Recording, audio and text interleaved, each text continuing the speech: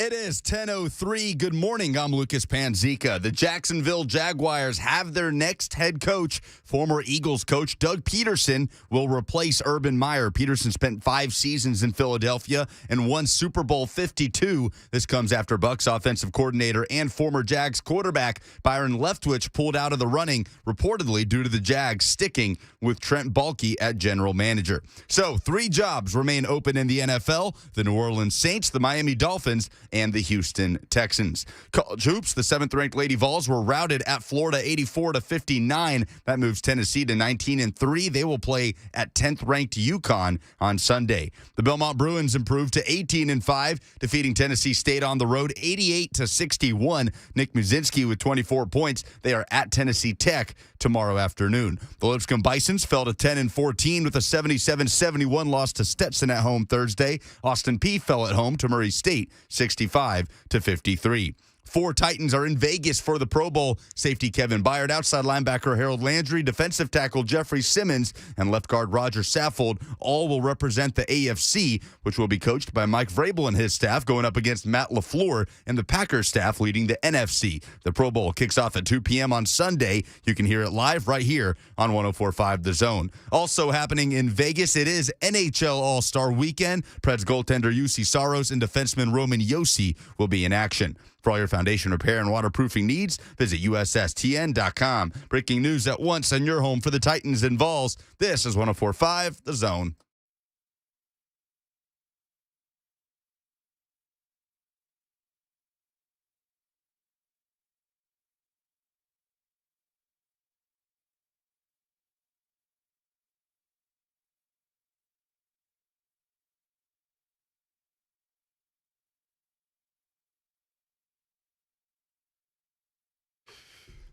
We're home. So fantastic to be back, fresh off the plane from Mobile, Alabama, here in Nashville, Tennessee once again. Welcome in on this Friday. So happy to have you guys along for the ride until 1 o'clock. Lucas Panzica's making things happen. It's lovely to see you, buddy. Back, and, we're not in the same room, but we're close enough across the glass. Good to see you as well. We'd love to have you involved with the program. 615-737-1045. That's the number. 615-737-1045 is how you can jump in on the conversation.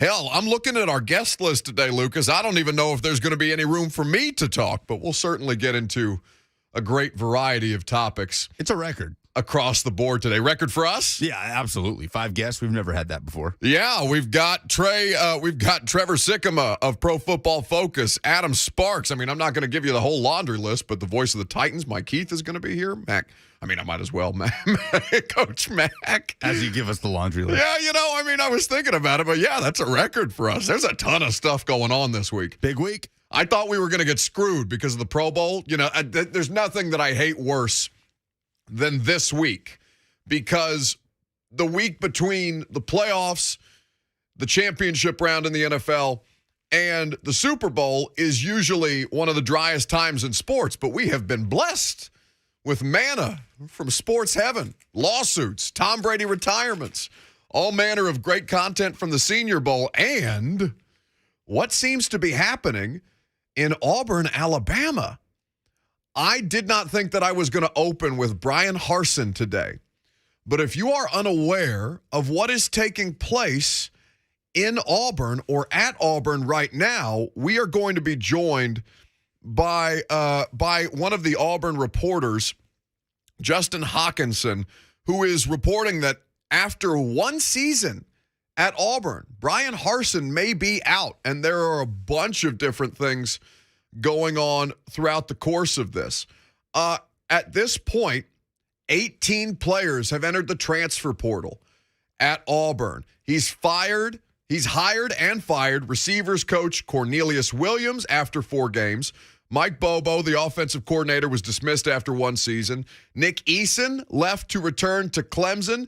Derek Mason, not Titans Derek Mason, but former Vanderbilt head coach Derek Mason, left to be the D coordinator at Oklahoma State, and Austin Davis left his position as the new offensive coordinator 43 days after he was hired. Titans legend, Austin Davis. Yeah, for a cup of coffee as a Marcus Mariota backup for a hot second there. Practice squad legend, Austin Davis. Finished their first full recruiting class at Auburn with the number 18 ranking, according to On3, the 8th best class in the SEC. Now, there are, and I want to be careful with how we approach the more salacious part of this, right?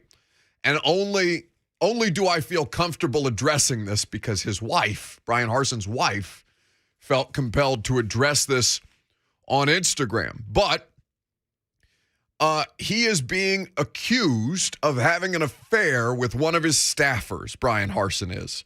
So much so that his wife felt compelled to take to Instagram and put out a Shelley Meyer-esque statement about rumors are started by haters and, don't believe everything you hear, and paraphrasing here generally, but there's a lot of stuff happening with Auburn's current head coach. We'll see how long it lasts. So we're going to be joined by Justin Hokansen, who's going to tell us whether Bryan Harsin is in fact going to be fired at some point in the very near future. And then on top of all of this, there's an Instagram post from one of his former players, one of the players who's in the transfer portal. His name's Lee Hunter. He's a 4-star defensive tackle out of, ironically enough, Mobile, Alabama, where I have just spent the better part of this week. He's one of the 18 players in the portal. He is transferring to UCF, but the post is wild. Quote, Auburn is a special place and always will be. The reason I chose to leave Auburn is because we got treated like we wasn't good enough and like dogs. I love you, Auburn Nation. War Eagle forever. Coach Harsin has the true mindset for a winner, but has a terrible mindset as a person. What do you think that means? There's several Auburn players who have liked this post about Bryan Harsin, and this being the primary reason that at least one of the 18 players has entered the transfer portal. So among everything else that is going on in the world of sports today, I mean, the Auburn job seems kind of toxic. Like, Auburn boosters seem out of their mind. It's a crazy situation down there. I mean, but this is like consistently boosters meddling. How often did Gus Malzahn feel like he was on the hot seat because somebody with a ton of money wanted Gus Malzahn, and finally, by the way, got him out after they who was the guy who came to Tennessee to be the defensive coordinator potentially for a hot Kevin second? Steele essentially staged a coup against Gus Malzahn. By the way, Kevin Steele, who accepted the defensive coordinator job at Maryland, has now quickly turned and accepted the defensive coordinator job at Miami after spending about 2 days at Maryland. College football is out of its mind right now, and I love it. 615-737-1045. The Champ 1548 on YouTube in our Zone TV chat says, "Poor Dawn, War Eagle." It feels like it's over. It feels like that situation where it's over. It's not over, but it's over. I kind of want to prank call Dawn Davenport and ask her what she thinks about all this. We got enough guests. Normally I'm all in, but we got pretty loaded. Six is too much for you? Six in 3 hours of radio is too much? At a limit. I had no idea that we had 5 people on the show today. We literally don't have a segment for Dawn. Hell, I don't think we have a segment for me, which some of you may like. But when we come back, we'll get back to this Auburn story, and we'll get more details of that later on in the show when Justin Hokansen joins us. But coming up next, Trevor Sikkema of Pro Football Focus, one of the best draft analysts around. He's going to discuss the 3 days that we all just spent at the Senior Bowl together, and in particular, this quarterback class that left a lot of us wanting. Some Vols put on a good show yesterday. We'll get into that as well. Your phone calls are welcome. 615-737-1045. I'm Buck Reising, back in studio here on 1045 The Zone.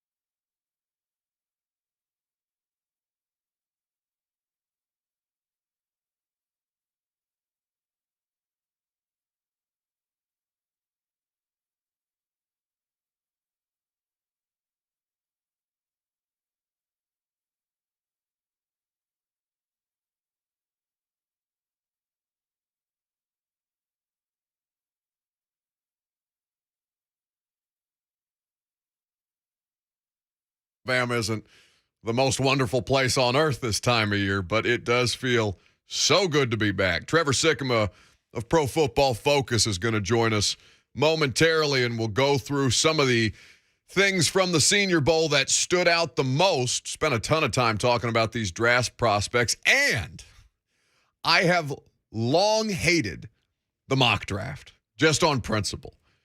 But I have done my first mock draft of the year because just like you, I am addicted to the mock draft machine on the Draft Network, like so many of us are at this time of year. And so you can look for that at A2ZSports.com later today. It's real spicy stuff. I promise you, it's going to get you all hot and bothered for the mock draft time of year.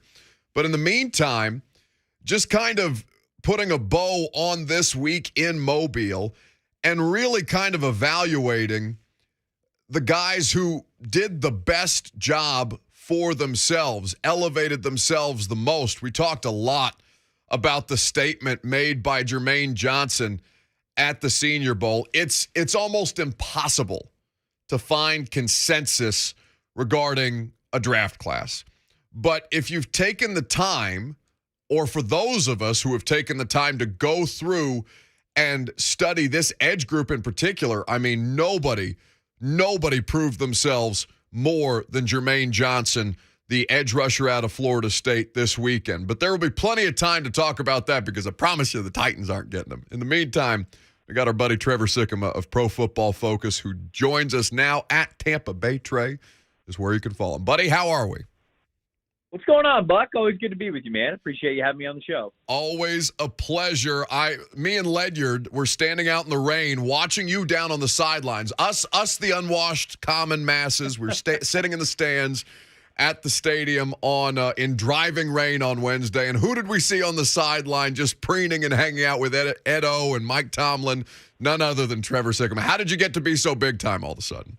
Hey, you know what? I do it for you guys. You know, I want to get the clips, the angles, the quotes, the everything. I do it for the people. I was in your seats once. No, I'm just kidding, man. It was it was great to be. We were a media partner at Pro Football Focus. Yeah. We help out the Senior Bowl throughout their draft process, and so they were very kind to us all week, allowing us to have some really cool access. We were able to be in the indoor practice facility yesterday as well to see the closed practice, which unfortunately had to be moved there because of rain. But no, it's been fantastic working with the Senior Bowl. Jim Nagy puts on an unbelievable event. It was fantastic. And even though we had to make a couple of adjustments with the weather and everything, hopefully we got you guys some great content in it. 1,000%. Again, at Tampa Bay Trey is where you can see all these clips. He's one of the best in the business when it comes to scouting in our industry. Trevor, what is your favorite position to scout? We've done these interviews a million times, it feels like. I don't think I've ever asked you that question. Oh, man, this is a great question. There's so many, right? Because you learn so much from so many different positions. And football is so cool because there are so many different positions groups and where technicality and athleticism and all of that matters more here or more there. But I would say, you know, when it comes to an event like the Senior Bowl, when you get to see these guys kind of one-on-one in these practice settings, I really enjoy defensive line play and wide receivers. Those are probably the two that I love the most. The defensive linemen, obviously, you get to watch their burst off of the snap. You get to see how they have their hand usage, their counters, their pass rush moves, their plan, how they're able to get by a lot of these mammoth offensive linemen. And then wide receivers is kind of the same thing. A lot of footwork, I guess that's the common theme. Setting guys up, route running, you know, being able to sell things with your shoulders and shimmy those to manipulate what you're going to do with your hips, and obviously coming down with a contested catch in a red zone at the sideline, that kind of competitive nature that you get to see rep in and rep out. And so, I don't know, at an event like this, I think it's probably those two, but man, it's so fun to scout. And that's what I always tell people, man, find a position that you kind of gravitate towards, really hammer that home, learn a lot about it, and then expand to the rest of the positions after that, because it is a really fun gig to get to evaluate these guys and what they can be. Trevor Sikkema of Pro Football Focus is our guest here on 104.5 The Zone, kind of putting a bow on Senior Bowl week. Of course, the game is Saturday, but the most important part for the prospects was these 3 days of practice. So, Trevor, the first day is difficult, I think, just from a general evaluation standpoint, particularly for quarterbacks and wide receivers, guys just getting comfortable, getting to know each other. Wednesday, there was the driving rain, so I can't say that anybody looked particularly crisp at the quarterback position. There were some drops all over the place from the wide receivers. How much of a difference did it make to have these guys inside and out of the elements, basically? How much better did those two positions look from your standpoint? Yeah, and, I think to what you were saying there, the timing of it was probably most advantageous to all of these players, right? Because you're right. Day one, you get in, you're working with a new NFL coaching staff, you're learning an NFL playbook, you're working with players that you've never worked with before. And yes, they're talented all around you, but chemistry and confidence is so important in the NFL. And when you don't have that familiarity, you don't often see that. So, for example, the quarterback position, man, I'm just going to be honest with you. It was not a good day for the quarterbacks. I mean, you know this. We watched them on day one. And I mean, Bailey Zappi, the ball was falling 3 yards in front of his wide receivers because you could tell he was just a little timid to push the ball. Malik Willis didn't have the timing down, and the accuracy issues looked even worse. Kenny Pickett day two with not really handling the ball really well when it was in the elements. It wasn't a good day, I thought, for most of the quarterbacks throughout the first 2 days. But you get a couple of days of practice. You get to hang out with these guys. You get to know the coaches. And all of a sudden, day three, the conditions are perfect. It's an indoor practice facility. It's in turf. It's basically exactly what they would want it to be. And you saw a lot of guys show out. Bailey Zappi had a fantastic day three. He looked absolutely confident. I think just quarterback position overall, I thought everybody played really, really well. And I'll tell you, the wide receivers looked their best on day three. Christian Watson from North Dakota State University, Khalil Shakir, Romeo Doubs, those three wide receivers were putting on an absolute show on day three. They were playing very, very well. And it was a week where, I was seeing the cornerback class here in Mobile dominate them, really blanket these wide receivers. And I was like, man, these are guys that I actually kind of liked coming into it, and they just weren't standing out. Well, day three, they definitely made up for it. So I think that those guys just playing fast, playing more confident, you were able to see that chemistry between the wide receiver and the quarterback that was throwing them the ball. And so I think that those two groups specifically, and really, man, a lot of these groups overall, it was just great to see them in ideal conditions on day three for when they had the most practice reps under their belt and when they could be the most confident, because I think you saw the best of a lot of guys out there on Thursday. Khalil Shakir, somebody you bring up, the wide receiver from Boise State. Again, understanding that I didn't get any exposure to day three because the rest of us, the unwashed masses, were not allowed in to the closed practice due to COVID protocols. We understand this, but I am in love with him as a prospect, as particularly given that he'll probably work his way down into a day two or day three type situation. What kind of stands out about him from a traits standpoint when you go over his film, Trevor? Man, I think that when you watch Shakir, I think the biggest concern is probably the long speed, right? How much does he threaten vertically? How much does he force these corners to really stay a little bit closer to him or back off, even give him a little bit of space? But, man, just the rest of his game, I bring up the negative first because the rest of his game is awesome. Right. I mean, the short area quickness, how savvy he is as a route runner, his hands, his athletic ability, kind of really within his body is just incredible. He made a diving catch in the corner of the end zone yesterday, which was fantastic to see. He was about as reliable as it got. Shakir probably only gets, about 12 reps when they're doing this one red zone period, and 3 of those reps for him were touchdowns.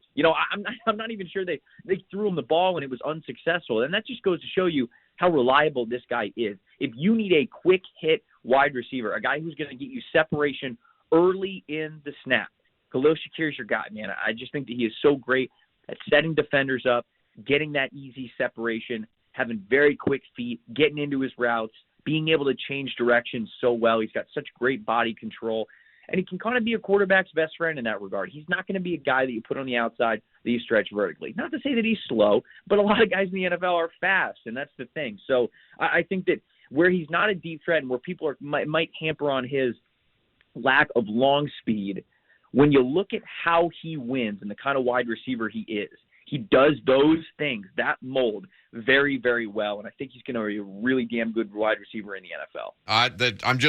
I'm desperate for somebody exactly like that, Trevor, because maybe it'll get Todd Downing to throw the ball more on early downs. And if you have a wide receiver who can separate early in the snap like you've just described, that will encourage more quick passing as opposed to just running out of I formation, halfback dives over and over and over again. It's driving me crazy.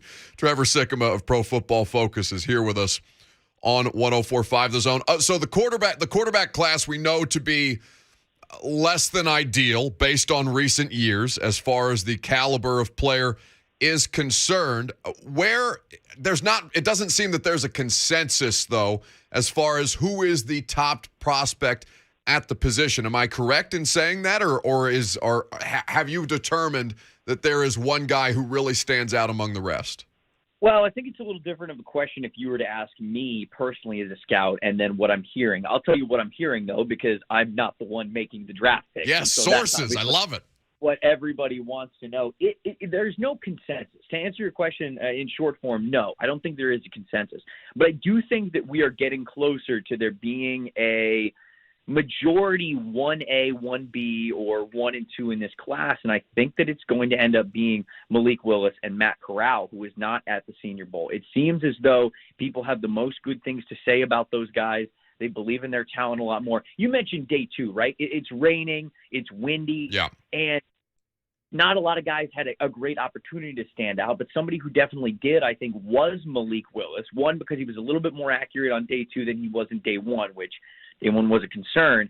But that ball was ripping through the rain, man. It was just going straight to the wide receiver. He had so much control on it, and that arm talent that we talked about with Malik Willis so much going into the Senior Bowl was on full display when the weather was not cooperating and it was creating unideal situations for all of these quarterbacks. The one who was able to stand out and overcome it was the guy who had more arm talent, more velocity, more of a big arm to get the ball exactly where it needed to go with still a tight spiral and good pace on it and all of that stuff. Malik Willis was able to show out on day 2 a lot, and I think a lot of people were impressed in that regard because he was able to elevate his game physically where these other guys weren't as much. And I think that's going to tell the story of this class.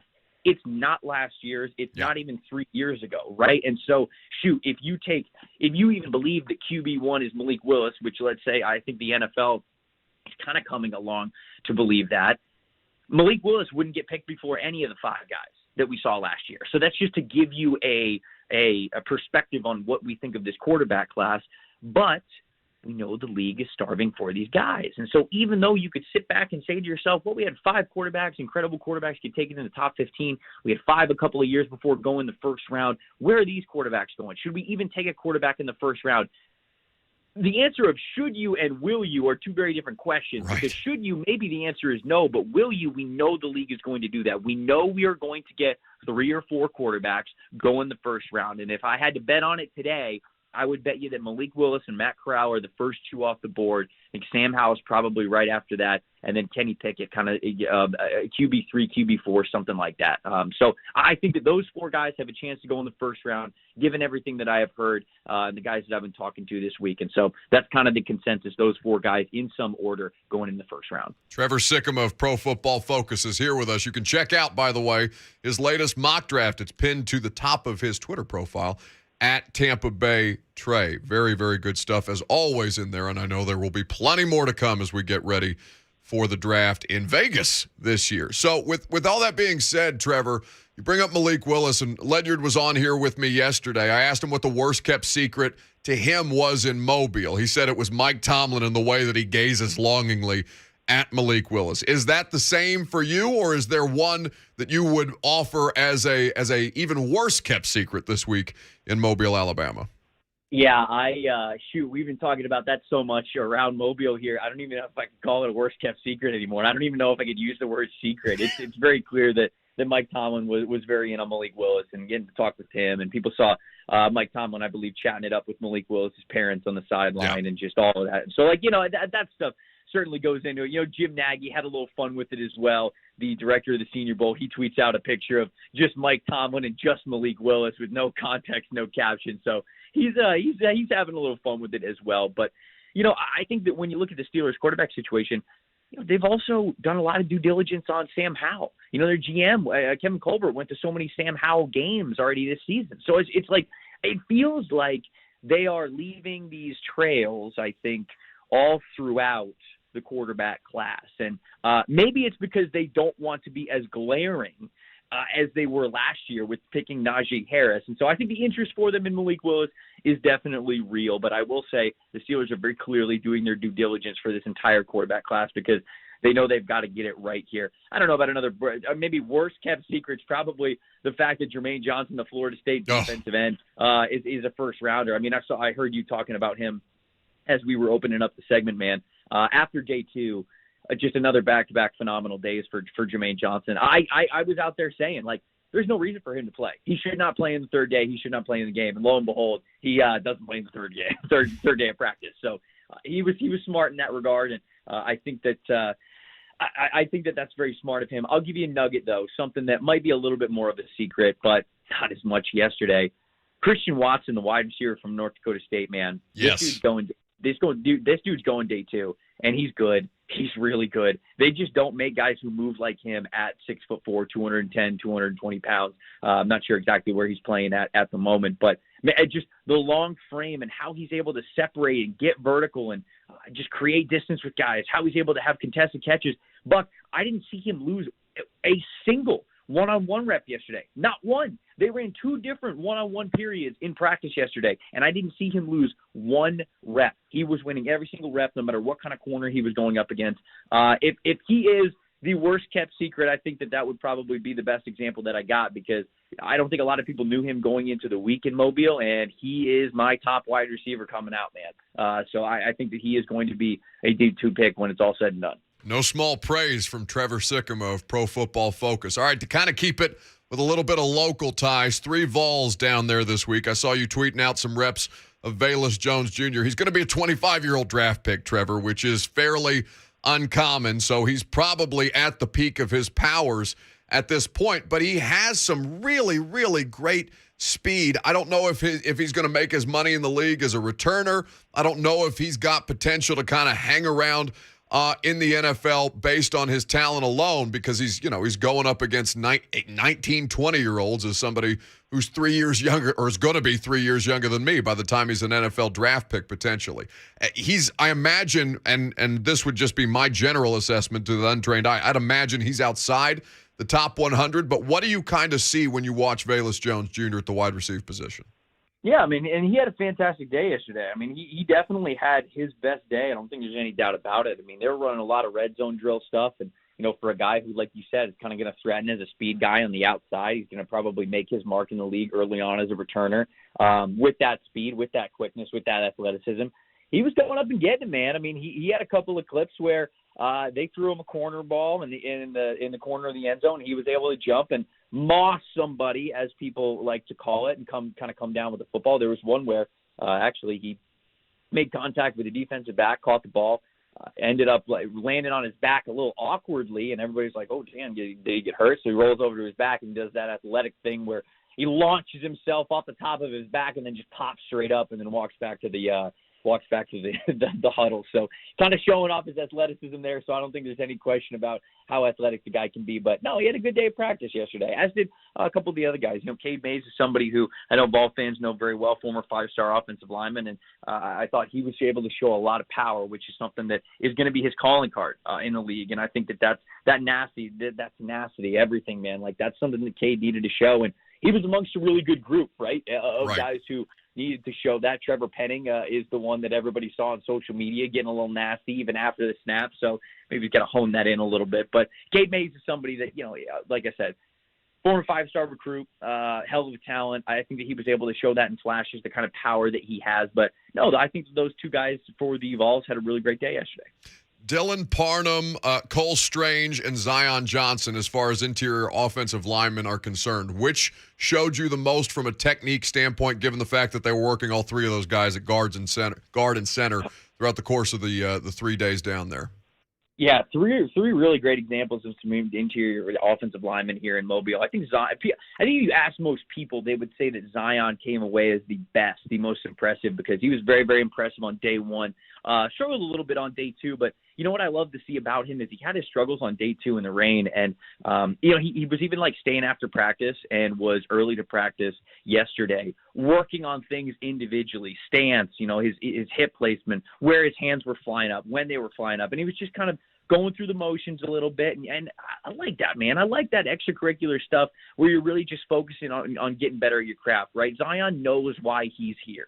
He's here to get better. He's here to put out some great tape against some really great edge rushers and defensive tackles that he's going up against. And he had a handful this year. I mean, there were some really great interior defensive linemen this year in Mobile. So I love that he was spending a little extra time really getting better. And I thought that he did have a fantastic week. I was the most impressed with Dylan Parham because I did not know a lot about him going into the week. And my goodness, this kid is good. Yeah. I got to talk to him after, what was it? It might have been after day 2. It might have been in the rain. And I just kind of went up to him, was chit-chatting with him a little bit because he came in and he weighed in at 315 this week. Memphis has him listed at 285. Okay, well, that's pretty far off for an offensive lineman. So I asked him, I was like, hey, man, Memphis got you listed as 285. And he kind of laughed and he rolled his eyes a little bit. And he's like, man, I haven't played 285 since my sophomore year. And so I was like, okay, this makes a lot more sense here. And he took me through the journey of how he got to Memphis actually as a tight end, ended up flipping over to defensive end after redshirting the first year, spent 1 year defensive end, then had, I believe, some injuries along the offensive line. They flip him over to the offensive line. So he really hasn't even been playing offensive line against good competition very long. But, man, I love his flexibility, his base, his core, his balance, where his hands are going, how he's able to just stay in front of you and you mirror these defensive tackles. Super impressive on day 1 and day 2. I didn't get a lot of eyes on him on day 3, really, because I think I already just checked the box. I was like, this guy's good. I like it. So the Senior Bowl is, of course, this isn't the be-all, end-all tape here in Mobile. What it's supposed to be is you check out how guys are doing against new competition in new environments, and you want to be able to say, that's what I expected to see, or that's not what I expected to see. Let's go back to the game tape. Let's go back to some different tape, maybe some tape that we already watched, see if I can see these new traits that I saw in Mobile in flashes in his tape. If you can, gives you a new reason to believe in this prospect and a good sound logic to move him up your big board. But if you don't see any of that stuff, maybe you kind of think to yourself, all right, maybe it was just a flash in the pan. I didn't see enough of it, and it's going to take a little bit longer for him to develop to get those flashes in the NFL. So that's what the Senior Bowl is all about. Dylan Parham is definitely a good example for me where I saw some great things from him at the Senior Bowl that I'm going to go back, dive into some tape probably later today and see what I can see there. Trevor Sikkema, Pro Football Focus is where you can read his work. Check him out at Tampa Bay Trey on Twitter. Buddy, I appreciate your time as always. Thank you for making us smarter. Of course, Buck. Anytime, man. Appreciate you. Trevor Sikkema there with us on 104.5 The Zone. It's a really, really good download on all of the different things happening in Mobile, and we'll kind of put a bow on that until Mike Keith, voice of the Titans, joins us because he's calling the Senior Bowl game on Saturday. That'll be later on, but when we come back, Adam Sparks of the Knoxville News-Sentinel kind of going back into this Brian Flores lawsuit situation. Adam Sparks spoke with Jimmy Haslam, the owner of the Cleveland Browns, who, along with Stephen Ross, the owner of the Miami Dolphins, is being accused of paying former coach Hue Jackson for losses. We'll hear from Adam on his reporting coming up next.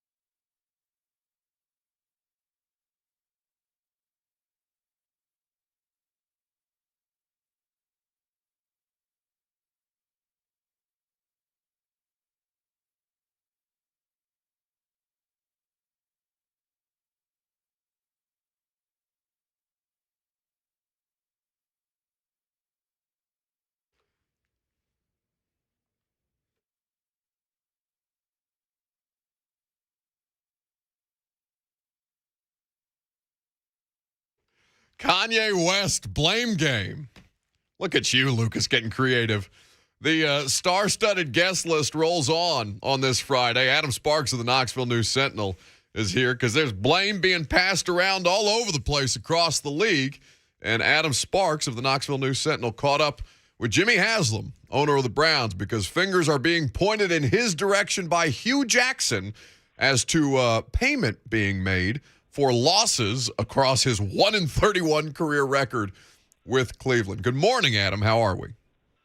I'm not bad. This is not what I expected to be talking about in February, an NFL story, but I'll take it where the stories come, I suppose. The connection to Jimmy Haslam, if people don't know, obviously, is a major UT donor. The chairman of Pilot, which is based in Knoxville. Yeah. Knoxville native, Haslam family, all those sort of things, and so that kind of dragged me into what's a pretty interesting and contentious story.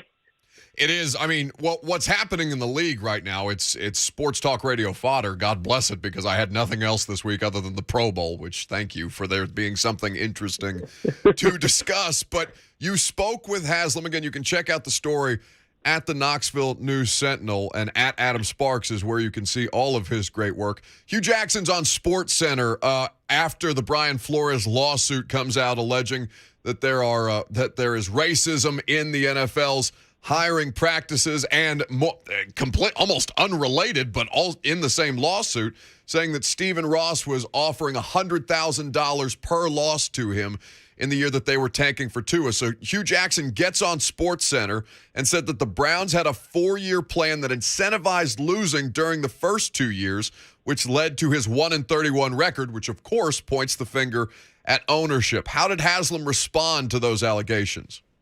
Well, he said he unequivocally denies the idea that was the case, that Hue Jackson was paid to lose. I think there's going to be a little bit of semantics that's going to come in here. So yeah, originally Hue Jackson tweeted that he had a similar situation as Flores, that he was allegedly, Flores said, or he said that he allegedly was paid per loss. And that's sort of what the story that Hue Jackson was pitching out there. He backtracked a little bit on SportsCenter and did what you said, that he was paid to accumulate draft picks. He was paid to, in the first 2 years, he was paid to have the youngest team in the NFL. And so the semantics are he was paid to do things that are traits of a losing team. Jimmy Haslam is saying, I did not pay him per loss to lose games. So there's a little bit of semantics in that. I think the truth is somewhere in the middle, obviously. It's one of those things where I guess Hue Jackson probably should have picked up on the fact that what was going on, that they were really young, they were really bad, and they needed number one picks. And that's what they got. He lost the first couple of years terribly. I mean, he lost the third year too, but he was fired by then. And they got 2 number one picks. Myles Garrett, Baker Mayfield. And then what probably helps Haslam's argument a little bit from a pragmatic standpoint is that once Hue Jackson was fired midway through his third year, that same roster actually got better. They were like 5-2, 5-3 down the stretch after Jackson was fired. And then a couple years later, they go to the playoffs for the first time in almost 20 years. So it looked like he made the right decision. It looked like he made the right decisions, plural, to build up the roster, to get some high draft picks, and to change coaching staffs. The bad part for Hue Jackson is that he's basically was the guy that was there to get them to that stage, and so his record showed it. I think you can argue back and forth whether or not Hue Jackson would have won had he had the plan been different.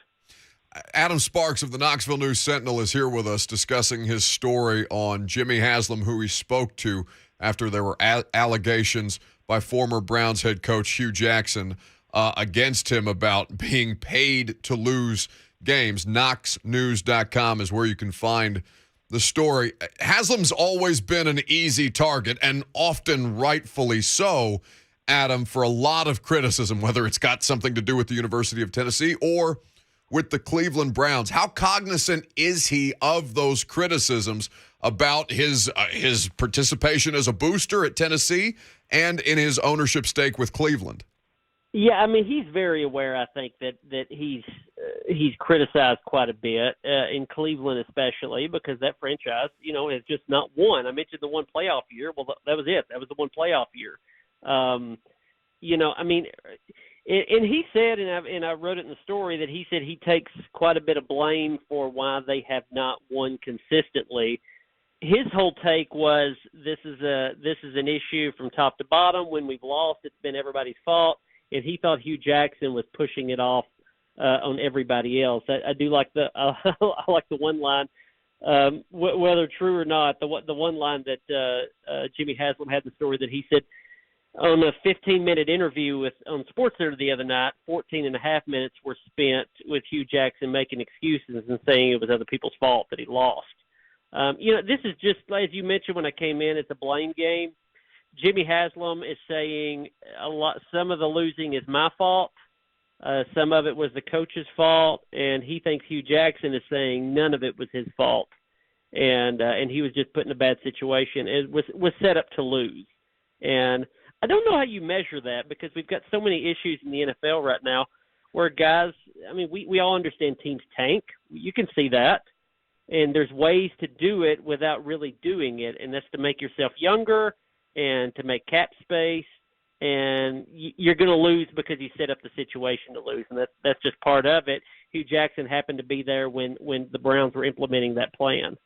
Adam Sparks of the Knoxville News Sentinel here with us on 104.5 The Zone. Check out his story at knoxnews.com on Cleveland Browns owner and University of Tennessee booster Jimmy Haslam and the pointing of fingers that's going on between him and Hue Jackson. Adam, I appreciate you taking some time, buddy. Always good to catch up. Thanks for the info. All right, good to be on. We'll see you. Adam Sparks there with us on 104.5 The Zone. It's fascinating, this whole story. I'm so happy that we have Coach Mack on today, given his time as an NFL head coach. And, I mean, you've all heard the line before, 35 years in this league, in the National Football League. I want to know from Mack, and I'd be curious to what his answer is on this. How many NFL teams are actively not trying to win during any given NFL season? It's going to be a pretty telling conversation. When we come back, we're going to get into more of this Brian Flores stuff because there are denials, deny, coming out from all of the people that Brian Flores is suing, and there's quite a few of them. That's coming up next. I want to know from you, of these three denials, from John Elway, from Stephen Ross, the owner of the Dolphins, and from the New York Giants, who are accused of setting up a dummy Rooney Rule interview for him when they had already given the job to Brian Daboll. I want to know who you believe the least. 615-737-1045. That's the number. I'm Buck Reising. It's 104.5 The Zone.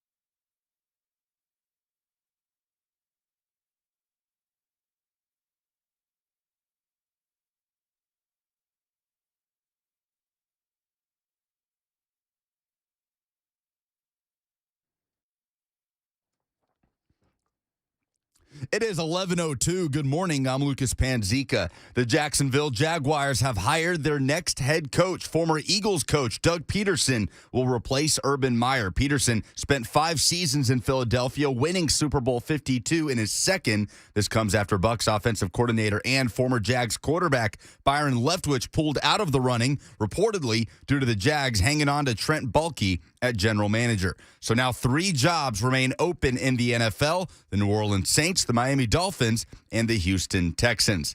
4 Titans players are in Las Vegas for the Pro Bowl. Safety Kevin Byard, outside linebacker Harold Landry, defensive tackle Jeffrey Simmons, and left guard Roger Saffold will all suit up for the AFC, which will be coached by Mike Vrabel and his staff, going up against Matt LaFleur and the Packers staff leading the NFC. The Pro Bowl kicks off at 2 p.m. on Sunday here at Live, right here on 104.5 The Zone. Also happening in Vegas, it is NHL All-Star Weekend. Preds goaltender UC Saros and defenseman Roman Josi will be in action. For all your foundation repair and waterproofing needs, visit USSTN.com. Breaking news at once on your home for the Titans and Vols. This is 104.5 The Zone.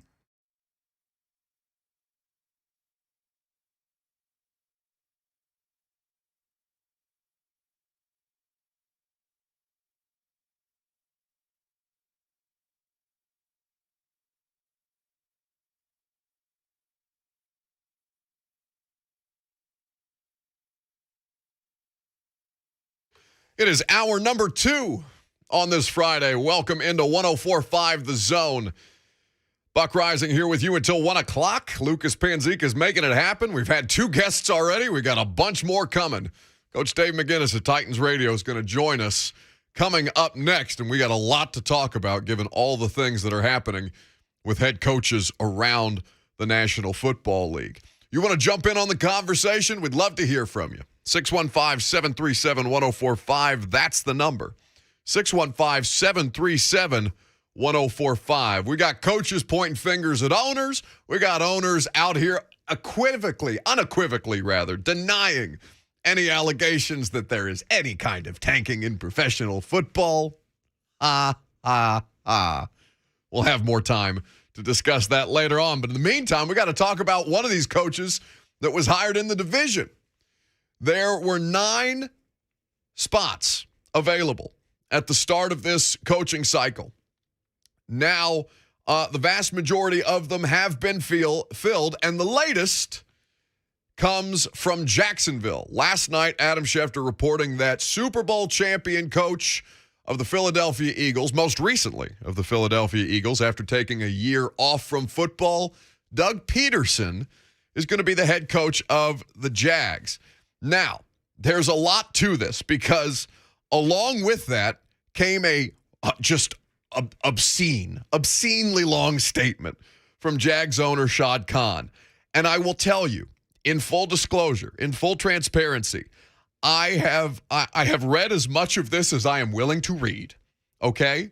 It is, what is this, 12 paragraphs long? It's insanity. About Doug Peterson? It's insane. The Jacksonville Jaguars have hired 2-time Super Bowl champion. I'm not reading the whole thing, by the way. Don't worry. It's okay. Have hired 2-time Super Bowl champion and former NFL quarterback Doug Peterson as head coach. Doug Peterson, 4 years ago, won a Super Bowl as the head coach of a franchise in pursuit of its first world championship. Owner Shad Khan said, "I hope Doug can replicate his certain..." It cuts off the statement. It doesn't even give me I can't even read the full statement. It's so long. How many people opened that and said, nope, and then shut it off? 100%. It's like that. It's like that meme that goes around on the internet. That's way too much to read. I'm happy for you. Or if it was something that bad, I'm sorry that happened to you. Mickey Ryan put the Star Wars, the intro, the storyline. That's exactly what it looks like. That's what it is. It's exactly what it looks like. All right, so Texans' job is still open. By the way, Brian Flores is still technically a candidate for that. See what happens there. Brian Flores, or rather, the Houston Texans' job is still open. The Jags' job has been filled. And it's been a cluster bleep with this Jags job and with the Texans, frankly. I don't know which organization has run worse at this point in time. They're one-upping each other. They really are trying. They really are trying. It's a pissing match to see who can be worse at running a pro football team. And it's all happening here in our division, in the scenic AFC South. But I'm down in Mobile all week. And as I've told you many times, the vast majority of people in the league, media, personnel people, coaches, scouts, agents, all of these people in the same, basically, 2 hotels and 2 bars and at the same stadium throughout the course of the last 3 days.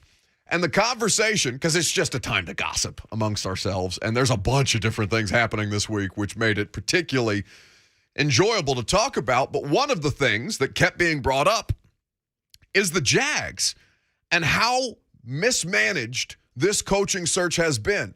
I know we've talked about it not just on this show, but on this station. Mark Long has been on Blaine and Mickey talking about, as you know, and this is like professional buttoned-up journalist Mark Long of the Associated Press saying this is a franchise that's truly lost just in terms of direction. They have no idea where they're going. They've got the first overall pick at quarterback on their roster who looked wretched last year and who got progressively worse because they botched everything around him.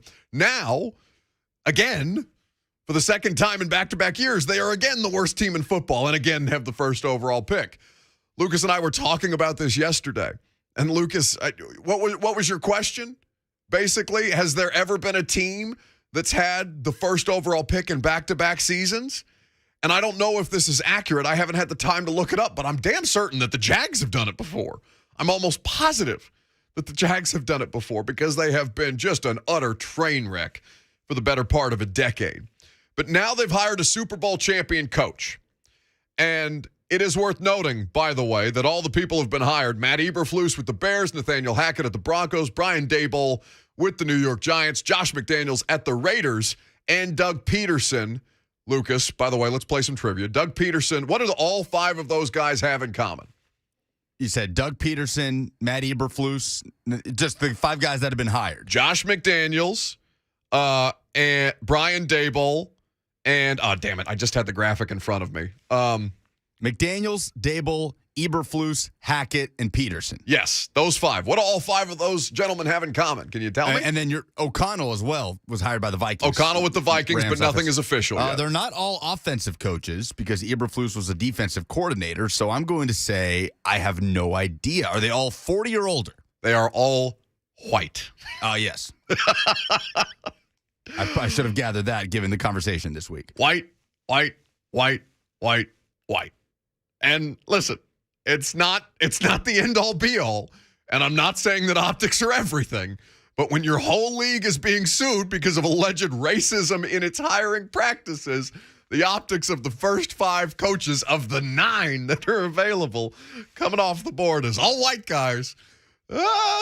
It's just, New York has to be puckering just a little bit. They're just like, Eric Bieniemy, get in there. One of them. One of these jobs, please, God. So we're not just blatantly all literally whitewashing the head coaching positions, and Mike Tomlin's out there just on an island by himself. 5 of the 9 head coaching vacancies have been filled, and all 5 of these guys are of Caucasian descent at this point. With all that being said, Doug Peterson in Jacksonville, they are a disaster because the whole conversation down there in Mobile was that this was Byron Leftwich's job to lose. And then you saw the news yesterday. He just pulled his name out of the candidacy for this thing. He's just like, you know what? Nah, I don't want anything to do with this. This seems like a bad situation to walk into. And he's probably looking at a former, or what would have been, an AFC South predecessor, one of the recent African-American head coaches who just got fired because he got hired just to get fired because they didn't want to saddle the coach that they wanted with a 4-win roster. So Byron Leftwich pulls his name out of this, and immediately, the criticism comes down, or at least it was an echo chamber in my Twitter mentions. Oh, well, you can't complain about the lack of minority hiring when Byron Leftwich just pulled his name out of consideration for a job. No, you can, because look at the job. Look at the Jags. Look at Trent Baalke, who is in this situation as the general manager. Trent Baalke's last 3 coaches, and this is courtesy of Kevin Clark of The Ringer, The last 3 coaches have been one and done in each of the last 4 seasons that Trent Baalke has been a general manager. All right? So that's the guy that's going to be your boss. You want to go work for that guy with the way that it's gone so far for him across 2 different franchises? See, since Baalke has been a GM, there's been a fired coach every season of the last 4 seasons. He has fired 4 coaches in his last 4 seasons as a general manager, which means he's employed more coaches in 4 seasons than the Steelers have since the AFL-NFL merger. Are you kidding me? Also the guy who signed off on signing Tim Tebow and hiring Urban Meyer and go down the list. The whole shebang, baby. The whole thing. Now, Doug Peterson, won a Super Bowl, and that was arguably one of the best coaching jobs that we've ever seen with the way that they kind of salvaged that whole thing with Nick Foles. Nick Foles deserves a lot of credit in the middle of that too, but I know Titans fans don't care about this, but I'm actively rooting for Trevor Lawrence to be saved at this point, to be salvaged at this point, but I don't know how you can have any hope, even given the fact that they've hired a credible head coach this time around, when that's the guy who's overseeing everything as far as football ops are concerned. I have an answer to our question, by the way. The Jags, this is the first time the Jags have ever done this, back-to-back number 1 picks. It's the 4th time in NFL history. The Eagles did it in the 30s. The Bucks did it in the 70s and then again in the 80s. Yeah. And then the Cleveland Browns, of course, did it in 99 and 2000, most recently in 2016, 2017. A lot of bad football. A lot of bad football teams. So it's going to be 2017 and 18, excuse me. Going to be interesting to see how Doug Peterson manages that Jags job, and we'll talk about this and all the other things happening with NFL head coach hirings, and as well as some Senior Bowl talk, because I know Mac was paying attention to that as well, because Dave McGinnis, the Titans radio extraordinaire, one of 2 Titans radio extraordinaires that are going to be joining us on today's show. Coach Mac joins us next.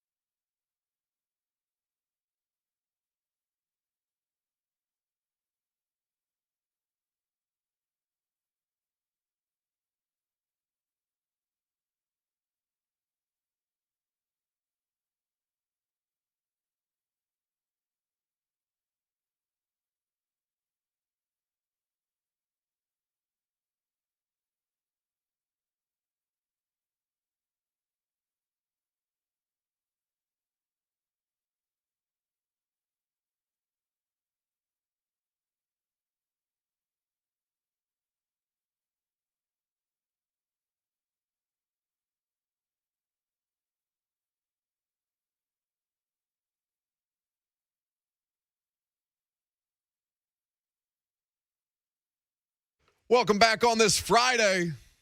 That music, you love to hear it, means Coach Dave McGinnis of Titans Radio is ready to make his entrance. You know he's presented by Farm Bureau Health Plans. Turn to the folks who have been in the game since 1947. Farm Bureau Health Plans offers the great health care coverage you need with a price tag you can afford. Mac, how we living, my guy? Good, Bucky. Back from Mobile. How was your first trip down to the Senior Bowl? It was unbelievable. I had a fantastic time. I took you up on almost every one of your restaurant recommendations, and my waistline is worse for it. But between that and the ability to just be among that many football people at one time and check out these prospects for this coming draft class, I had the time of my life. Yeah, well, it's a good experience, especially your first time, because it's different.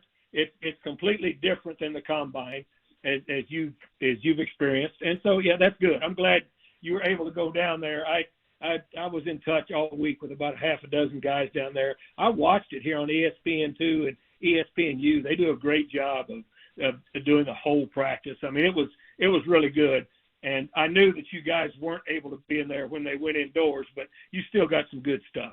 Yeah, absolutely, and talk to a lot of different people about what they were able to take away. A lot of smarter football people than I, Mac, and many thanks to you, by the way, for giving me some good tips before I made my way down there. Mac, I guess I want to start there, Mac, just any general observations that you had from watching some of that coverage and from talking to people about how this week of work for those prospects went.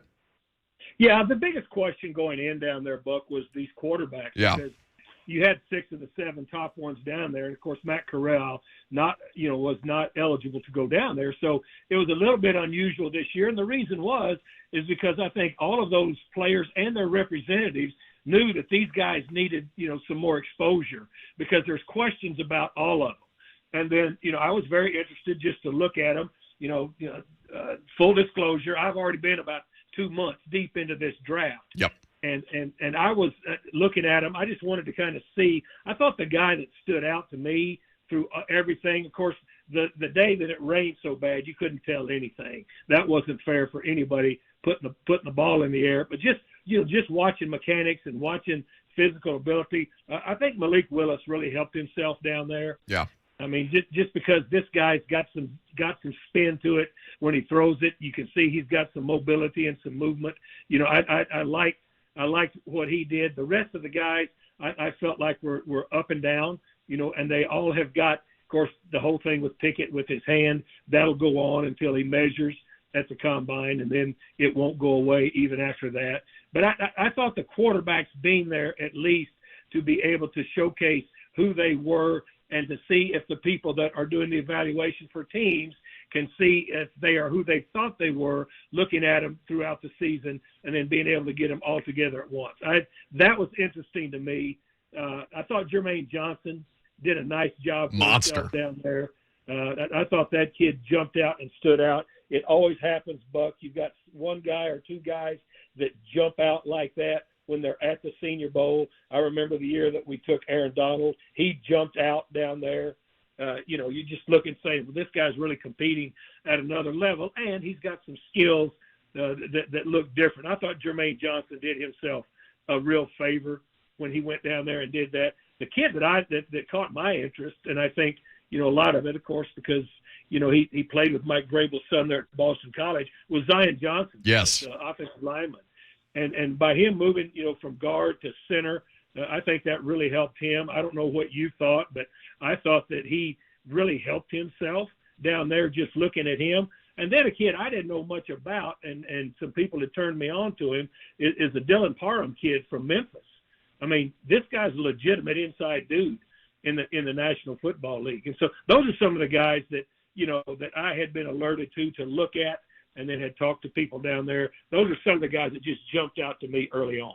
No, I'm glad you brought up those interior guys, Mac, because that's where everybody really gravitated towards in the 2 days that I was able to attend, and I know that was the case on day 3 as well, is the one-on-one drills with the offensive linemen, particularly the interior guys, and some of these big, probably more prone to run-stuffing defensive linemen, but there were some guys who have the potential and the traits to be at least push the pocket from the inside. The one-on-one reps were the must-watch part of the practices for the most part, and not just as you brought up Zion Johnson from Boston College and Dylan Parham from Memphis, but Cole Strange out of UT Chattanooga really seemed to catch a lot of people's eyes. And from a technical standpoint, you could tell how much the coaches for the Jets in particular, or excuse me, for the Lions rather, because that was the team that he was working with. You could see how much they really enjoyed coaching those guys up on the fundamentals and the technique.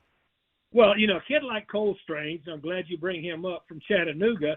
This was a major chance for him to get down there and be able to do something. And you're correct. I mean, as coaches, I coached in that thing 5 times. And the thing that, every time that when you coach in it, you meet with the director who's running it. And they say, here's what the people want to see. And, of course, once you're in the league long enough, the drills that the scouts want to see down there. The scouts aren't real happy about when you're walking through a lot of things and you're going through, where they fit. And that they want to see them. And the one-on-one, as you said, with the interior offensive linemen and the interior rushers, that's a big thing. And so that helped a kid like Cole Strange a lot. And then you can watch him. There's only so much you can gain from watching team, in that type of a setting, and because it's scripted but the one-on-ones, as you said, and I agree with you. And I also thought that Ed Ingram from LSU did a nice job down there. I enjoyed watching that part of it. I really did. I thought that was a very big part of what everybody wants to see down there. Coach Dave McGinnis of Titans Radio here with us on 104.5 The Zone. By the way, Mike Keith is going to be on with us later because he's calling the Senior Bowl game tomorrow, so we'll look forward to. Mike Keith is the voice of the Senior Bowl. He's the voice of the Senior Bowl. He's the voice of Titans Radio. He's the voice of everything, Mac. Just let him narrate our lives. Everything. He's going into the Tennessee High School Sports Hall of Fame. He's not going to have enough shelf space in his trophy room for all of his Hall of Fame trophies, and he deserves every one of them. But I knew Mike was going to be down there. In fact, I saw Mike when I was watching yesterday on television. I saw him there on the sideline, so I know that he's down there, so I know that he can collect his per diem legally from the Titans. honest to God, Mac, I almost feel bad asking him to come on with us because I don't know how he has I don't know how any of you have the time, honestly, at this point. This is supposed to be the off season, and everybody's as busy as they've ever been. Well, Buck, you know this about the National Football League, and I can tell you from half a lifetime of doing it, there is no off season in the National Football League. There is a season where you don't play games. Yeah, that's how you divide it up. Amen, brother. With going back to what you said about Kenny Pickett, and of course for those people who were not aware, he declined to have his hands measured at the Senior Bowl. It will have to be done at the Combine. Mac, I feel like most people see that headline and just kind of slough it off as, well, that's just a silly thing. Why wouldn't he just get it done? And most people understand that hand size for a quarterback is critical for things like just fundamental ball security. But when you see something like that, does that have any impact, him declining to get his hands measured at the Senior Bowl when he knows he's going to have to do it in a month anyway? Yeah, he's going to do it, and the story is down there. And I asked some people that down there just about that because, they said his thumb is double jointed, so it doesn't stretch out. So whatever, he's going to get it measured at the Combine. So I remember because I've been doing this for a while when Joe Burrow had a small hand too. Yeah, and he's playing in a Super Bowl next week. Mac, with all the things that are happening right now in the league, and I know you've talked about this at length because you've been on many radio shows across this week, but particularly on our radio station. I know you've been asked a lot about the Brian Flores situation. I heard you speaking on it earlier this week that you didn't necessarily understand why Brian Flores doesn't have a job right now, given the work that he did in Miami. But from somebody who has been in this profession for so long, Mac, it almost seems to me, and I want you to tell me if I'm being unfair here, that people legitimately underrate how many NFL franchises are actively trying to not win in a season to improve their roster and to get better draft capital. Is that an unfair statement by me? Well, I've never experienced that in my 31 years of coaching with the places I've been. And these are some pretty serious issues that have been brought up. And what I said, on our radio station and others across the country is when they start talking to me about Brian Flores, is what I say and said and still say, I don't understand why he's still not the head coach at Miami. Right. Because he did a really good job there. And now the rest of it and what has evolved from that, clearly now this is something that's not going to go away quickly. It's going to be something that's going to have to be, investigated, and it's going to have to be adjudicated clearly if a lawsuit is brought. But I can definitely tell you this. I coached for 31 years in this league for 4 different franchises. And some that, early on. I mean, when I was the head coach of the Cardinals, we were not good, but we were not trying not to win. I can promise you that. Yeah, it seems like a lot of, and I'm not asking you about your personal experience. Well, I am asking you about your personal experience, obviously, but I know that you've worked with a lot of coaches who were, as you mentioned, there's a period when football games are not being played. It's not an off season. People dedicate their lives to this thing, and that's why the Brian Flores thing is such a fascination to me, Mac, because I mean, guys in your profession have so much pride in what they do that I cannot fathom how allegedly an owner would be comfortable approaching a coach and saying, here's $100,000, again, allegedly, to lose so we can improve our draft capital and our draft pick in the first round. Well, because as a coach, that's all you've got to go on, really. And look, when you're talking about, and again, I can't even imagine it because, first of all, you work really hard and you do a lot of things to develop yourself and to be successful in a lot of areas before you're ever even considered to be a head coach in the National Football League. And then when you finally have a job, I mean, these are some serious issues, that I said they're going to have to be investigated, but I can't even imagine it. I mean, and Brian Flores is clearly, willing to step out and to say that this is exactly what happened, but I can't imagine it. I mean, I really can't. Think about how hard you've worked to get to where you are, and then if the people that your bosses are going to come in there and say, "Look, I want you to be really bad on the air for 3 hours for about a year," it'll be okay. I'm doing that without them telling me, Mac. You know how it goes. Lucas is just waiting back there to take my job at some point while he's acting very inconspicuous. Coach Dave McGinnis of Titans Radio here with us on 104.5 The Zone. Mac, with Doug Peterson, to stay in the division, Doug Peterson gets hired to coach the Jags. What he did in Philadelphia the season that they won the Super Bowl, and across those seasons that he was there, understanding that things kind of petered out at the end, how beneficial can somebody like Doug Peterson be for Trevor Lawrence in this situation? Well, he's a legitimate coach. I mean, he is, and I agree with you. The job that he did with the Eagles, especially when Nick Foles took over. I mean, that was catching lightning in a bottle a little bit, but you caught lightning in a bottle, and so you can never take that away from him. I really thought when that thing was going down that Byron Leftwich would be the coach there, and I know for a fact that he wanted to bring Adrian Wilson, who I drafted when I was the head coach at Arizona, that's now pretty high up there, with Steve Kine's right-hand man in the personnel department there at the Cardinals. He wanted to bring Adrian Wilson, as the GM. I mean, I thought that would have been, a fantastic pairing down there. Clearly, I'm not the one making the hires. And again, Doug Peterson has nothing to do with that situation. Yeah. But he's a legitimate coach. Mac, I'm glad you brought that up about Byron Leftwich and Adrian Wilson, because that's all people were talking about in Mobile before Byron Leftwich officially pulled his name out of the candidacy for that job. And I know you're not. I know you talk to a lot of people in the league, and I don't want to ask you a question that's not fair based on just observing this from an outsider, or you're an insider. I'm an outsider looking at the situation, but. Is it reasonable for Byron Leftwich to pull his name out of consideration for an NFL coaching job, given the climate that's currently going on as far as hiring is concerned in this league? But he didn't think he could work with the GM. It is. Yeah.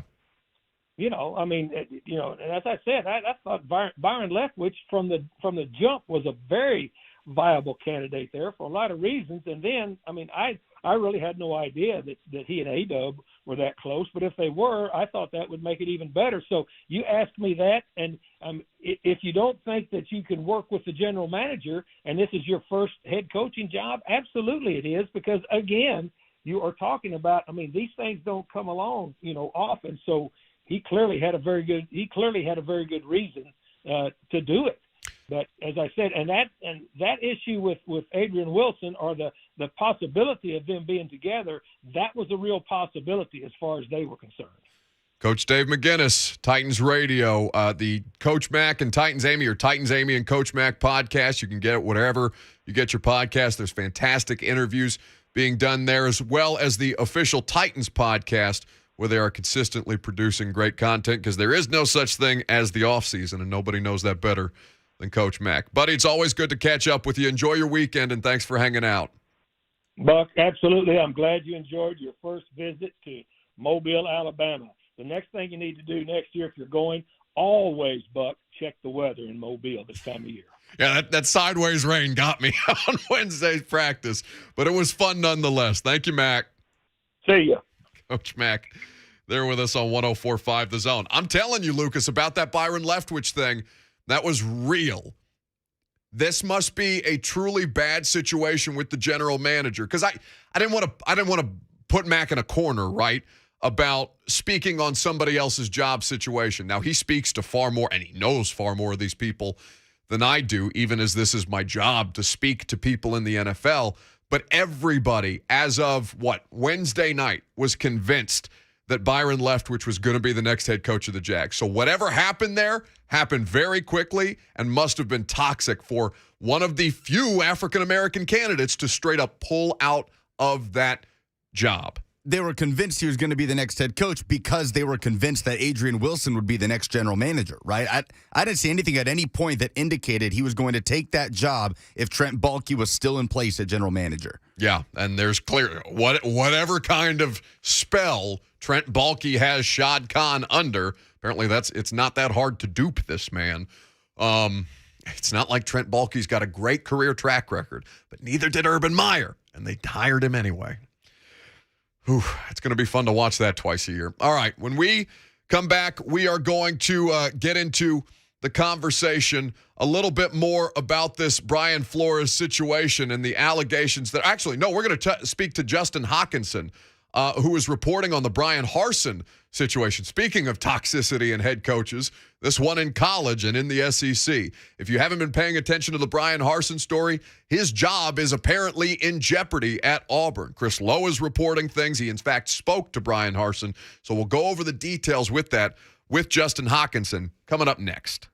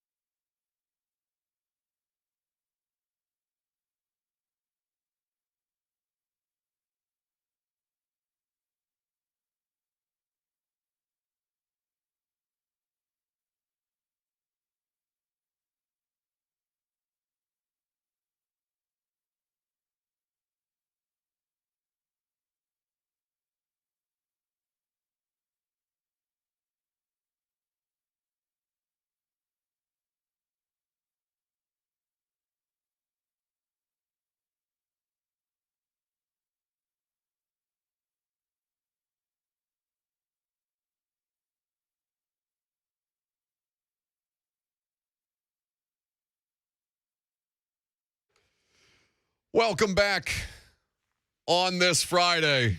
You're on 104.5 The Zone.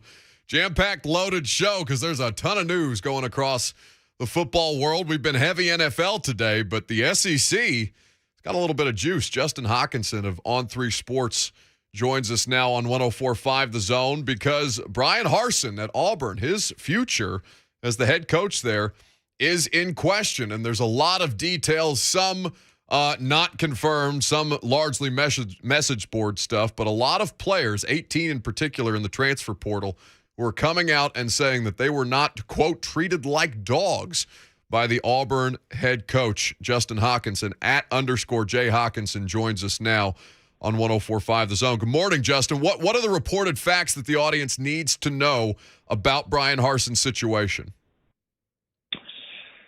Well, I mean, I think where we're at is there are powers that be boosters that are actively making the case to Auburn officials, top-level officials, to relieve Bryan Harsin of his duties for cause. Now, what the cause is, we don't know. I don't know exactly. There's been a lot of talk about some different things, but they clearly think they have a cause. And so that's essentially where we're at. They just had a Board of Trustees meeting this morning that was already scheduled. The president, Jay Gouge, actually just spoke and said, I just want you to know we're involved in trying to separate fact from fiction. We'll keep you posted and make the appropriate decision at the right time. So that's what you got going on. You got people that want him out that are trying to make the case against him. And you got the people like President Gouge and others that are trying to decide, okay, what's real and what's not. Do we have a case for cause? Do we not? And so that's kind of where we're at. Now you have players speaking up on, out on social media and stuff going on. So I think you got one side fighting to get rid of him, and now you got another side that's fighting to stay. Why is it perpetually like this at Auburn? I mean, this is something that we've just gone through with Gus Malzahn year in and year out, it feels like, where, and I know this is common among college football programs, big money SEC college football programs, where boosters start to meddle. But why is it always Auburn in particular? Oh, that's a good question. I don't know. It's weird. I'm not, obviously I'm not everywhere. And so I don't know what goes on everywhere, but it seems uniquely Auburn, with the way these boosters are involved and it's just odd. Auburn's a unique place. I guess it's a small town. And so you definitely have some big fish, in a small pond, let's say. And I just think it's just always been kind of, the good old boy network type of deal. And it just hasn't gone away. You just have people that are super tied in and think they should have a say in athletics and the administration. And it's never been able to get away from that. I think a lot of the people in athletics and in administration are tied to the boosters. And so there's just a lot of connections between a lot of these people that just sort of keep it going, I think. You've never really had a clean cut separation of new people, new influx of people, out with the old, in with the new. We're not going to do it that way. It just hasn't happened. And these people, there's some people involved that give a whole lot of money. And so they just never sort of been able to break away from that and have an athletic director and have a president that say, we're doing things our way, period. There's just too much power with these boosters that if they try to do that, then they're going to push to make a change. So it's just kind of a cycle. It's a bad cycle. Justin Hokansen of On3 Sports is here with us talking about the fact that Bryan Harsin is legitimately under fire as the Auburn head coach. A lot of things trending about Bryan Harsin at this point. Some of them reported facts, some largely message board stuff that we will not necessarily get into here. I think the thing that catches my attention outside of the 18 players in the transfer portal is the amount of staff turnover that he's had in just one season. And in particular, Austin Davis, who was hired as the OC, leaving the job after just 43 days in Auburn, Alabama. How much of this has to do with Harsin himself as far as the staff turnover is concerned? How much is it Harsin's doing on the staff turnover? I mean, I think I think each situation. I mean, it's all his doing. I think the situations are different. I mean, I think the Austin Davis situation, from what I know at this point, I don't know that I can put anything on Harsin necessarily. I mean, if there's obviously rumors going around, should Harsin have known if there's something going on? I have no idea. I don't know what the process was. I don't know what was known or didn't know. I mean, he's coming from another job, so it's hard for me to blame Harsin for the Austin Davis hire if there's something behind the scenes that they then found out and said, "Holy smokes, we got to do something." Mike Bowe and Derek Mason were just conflicts. I mean, they didn't get along, they didn't see eye to eye, and so he made moves. I mean, I don't think there's nothing unique about that. The Cornelius Williams firing 4 games in, that's different. That's odd. That normally doesn't happen. But again, I just think that's who Bryan Harsin is. He's just not playing games. It's either do it or don't, win or don't, be on time or don't. He's just very black and white. And I think to some people that can come off like you're a jerk or whatever. But to some people it doesn't. That's why I think the Boise coaches on staff understand him and know him and followed him. They get it and they've been around him and there's a camaraderie there. And if you don't know him, I think it's the guys that didn't know him or the players that didn't understand him are like, what is this about? And the players that maybe do understand that type of mindset are fine with how he acts. I just think there's it's just a striking difference between how he's coming across to people. I think the important thing is you have boosters that didn't want him in the first place and have been looking for an opportunity. They think they found an opportunity with maybe he was verbally abusive or maybe he was tough on a player or tough on a coach. And they're using that to try to get rid of him now for calls. I mean, that's what's going on. If he went 9-2, this wouldn't be happening. If he won 8 games, they're probably not doing this. When any of this stuff starts to come out about any football coach, college or pro at this point, I mean, even to some degree high school, although that's a different kind of game given that those are, legitimate children at a certain point, like when things start to come out unflattering about a coach's behavior, every time as somebody who covers the NFL, Justin, I'm looking at this and saying that's the behavior of so many football coaches that if you put it into text, people are going to react to it because it seems much worse than it is when you're working in the culture of one of these programs or franchises or organizations. I don't know how I don't know how we kind of parse through these kind of things when so much of that is just what I associate with what a football coach to be. I agree, and I think context matters too, and I think you had a staff here before in Gus Malzahn, and that staff that I think we're great guys. I don't have any issues with that staff. There was just a very different approach for how they, I think, recruited, ran the program, dealt with kids. I think there were definitely some players that were obviously removed in Malzahn's tenure, but I think there were probably a lot of second chances. I think a lot of maybe more leniency in letting the kids be who they are. And that's just not the case as much with Harsin. I mean, just look at a simple example is they go from wearing Auburn warm-ups during Tiger Walk to this year, they had to wear suits. Just something that simple, I think, just shows you there's just a difference in an expectation level for what Harsin wanted from his guys. There was no leniency. There was no kind of you can kind of be you. Harsin wants it a certain way. Act a certain way. Be a professional. Be on time. Don't be a minute late. That's not good enough. I think there's just a difference. And some of the players talked about it openly this year. There's a difference in the way it's being run, and workouts are tougher. And I mean, some of that was talked about. And so I just think you have some deals where players just didn't respond to it. So I think the context matters of going from one staff to another, it being like a kind of a shock to the system. Whereas if you went from somebody like Harsin to Harsin, it wouldn't be a shock at all.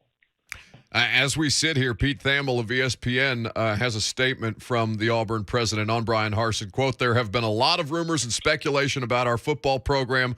I just want you to know that we're trying to separate fact from fiction. We'll keep you posted and make the appropriate decision at the right time." It's a pretty interesting story. Justin Hokansen of On3 Sports has been kind enough to give us some of the facts of this case as everybody around it starts to get into the more unflattering fiction or potentially fictional parts of what is a developing story. Justin, thanks so much for the time. We appreciate it.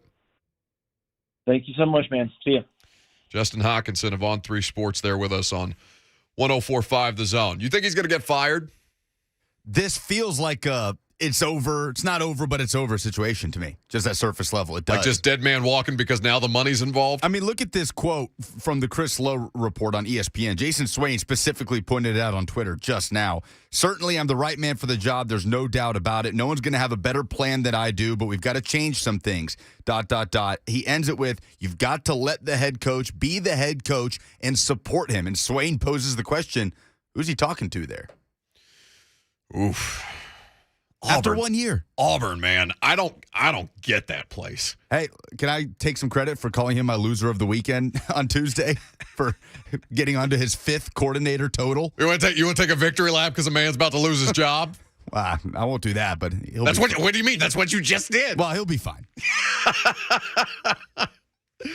Oh, goodness. All right. When we come back, we're going to get into some of these.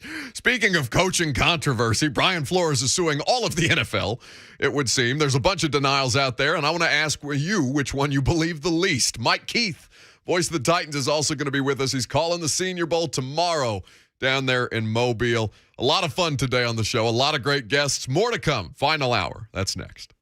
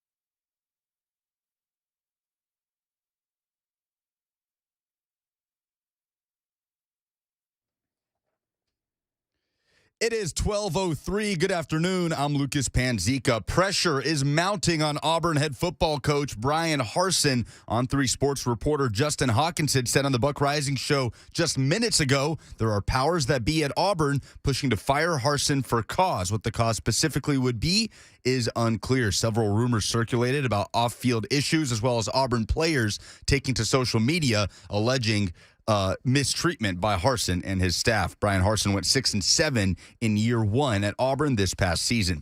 The Jacksonville Jaguars have their next head coach, former Eagles coach Doug Peterson, to replace Urban Meyer. Almost 50 days after Meyer was fired, Peterson spent 5 seasons in Philly, won Super Bowl 52 in his second season. This comes after Buck's offensive coordinator and former Jags quarterback Byron Leftwich pulled out of the running reportedly due to the Jags sticking with Trent Baalke at general manager. 3 jobs remain open in the NFL: the New Orleans Saints, the Miami Dolphins, and the Houston Texans.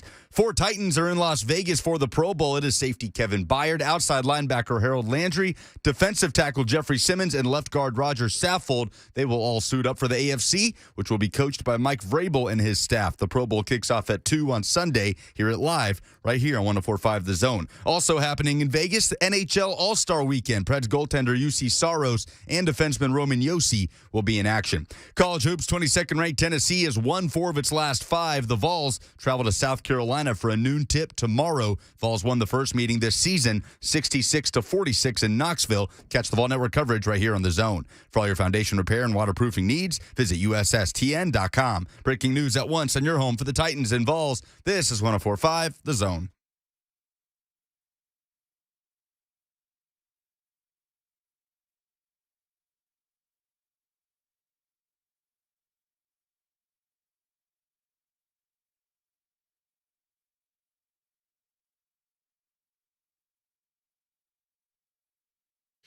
Been having a lot of fun on this Friday.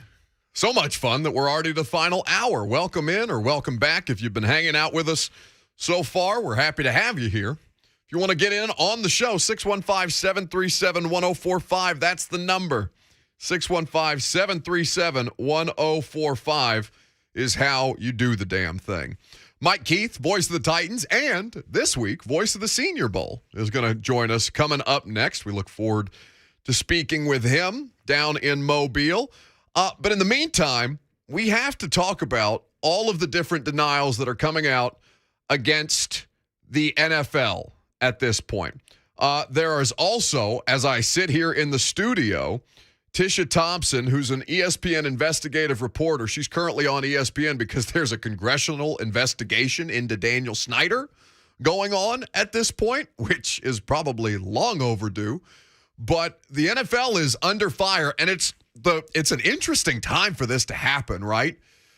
Because Brian Flores' lawsuit, which I'm sure many of you know by now, and by the way, if you're, I'm interested to know where people are on this, because I thought we had a really passionate and really engaged discussion from the audience on what was that Tuesday when this news first broke. I thought you guys were great on this subject matter on a variety of different angles. So if you have opinions on this, we'd love to hear them. 615-737-1045. But not only did Brian Flores file this lawsuit on the first day of Black History Month, alleging that there is racism in the hiring practices of the NFL, not only did he drop what is arguably, and I want to be careful how I say this because it's not a bigger deal that there would be alleged racist tendencies in the hiring practices of the NFL. That is a problem unto itself. But the thing that more affects, and I want to be careful how I word this because, of course, that is a critical thing if that is in fact true. Now, I read, Lucas, how many pages do you think that lawsuit is? I read that it was 58. I read 50 of the 58 pages of this lawsuit because I couldn't go to Senior Bowl practice yesterday. It got rained out, so they moved everything inside. COVID protocols. They wouldn't let us. Go in. So what did I do instead? I read 50 pages of a lawsuit filed by Brian Flores, and there were a couple of things in there. One, I think I don't know if it's a winner if you're alleging that there are racist issues in the hiring practices of the NFL. I don't know if that's there unless they get things legitimately to discovery. And again, I'm not a lawyer. I'm just speaking on this as somebody who has seen a couple of these things at this point. We had Dan Lust. We asked him a bunch of questions about the grounds that Brian Flores has to stand on. And the portion of this about the potential rate or the alleged racist hiring practices, that's one thing. The thing that may nuke the NFL in an even bigger way is the allegation that Stephen Ross was offering him $100,000 to a game to tank. One, by the way, that's pretty cheap if you're Stephen Ross. Like, if you're gonna ask me to do something hugely immoral in that spot, make it worth my while, big boy. You got billions with a B. $100,000 you found in your couch cushions or sitting in your change pocket in whatever it is that Stephen Ross is whipping around these days. But now the denials have started to pour out. It took a day, and really it was in the middle of the night yesterday, on Wednesday night, that Stephen Ross first put this out there, because he responded to the allegations made by Brian Flores, calling them, quote, false, malicious, and defamatory, and promising to defend his personal integrity as well as that of the organization. Now, this lawsuit was filed in Manhattan federal court against the NFL and three teams, Dolphins, Giants, and Broncos, alleging the racial discrimination in the hiring practices, and including in that Ross offered him $100,000 per loss during the 2019 season, which was his first season as a head coach. In going through this and reading this response by Ross, quote, with regards to the allegations being made by Brian Flores, I am a man of honor and integrity and cannot let them stand without responding. I take great personal exception to these malicious attacks, and the truth must be known.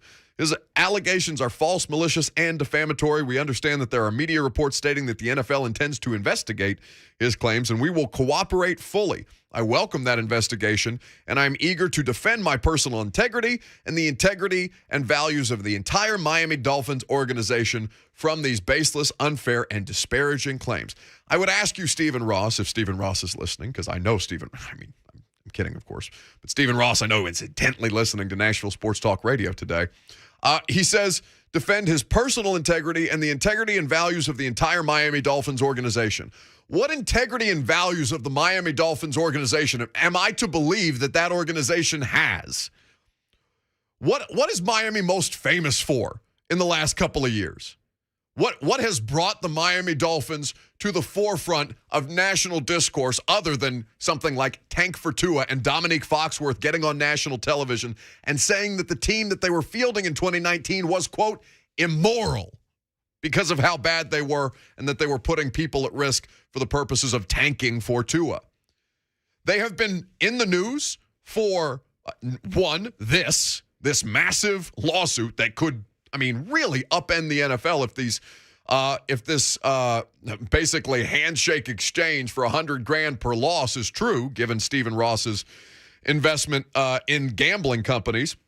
They are most famous for the Richie Incognito bullying scandal. So there are your values and integrity.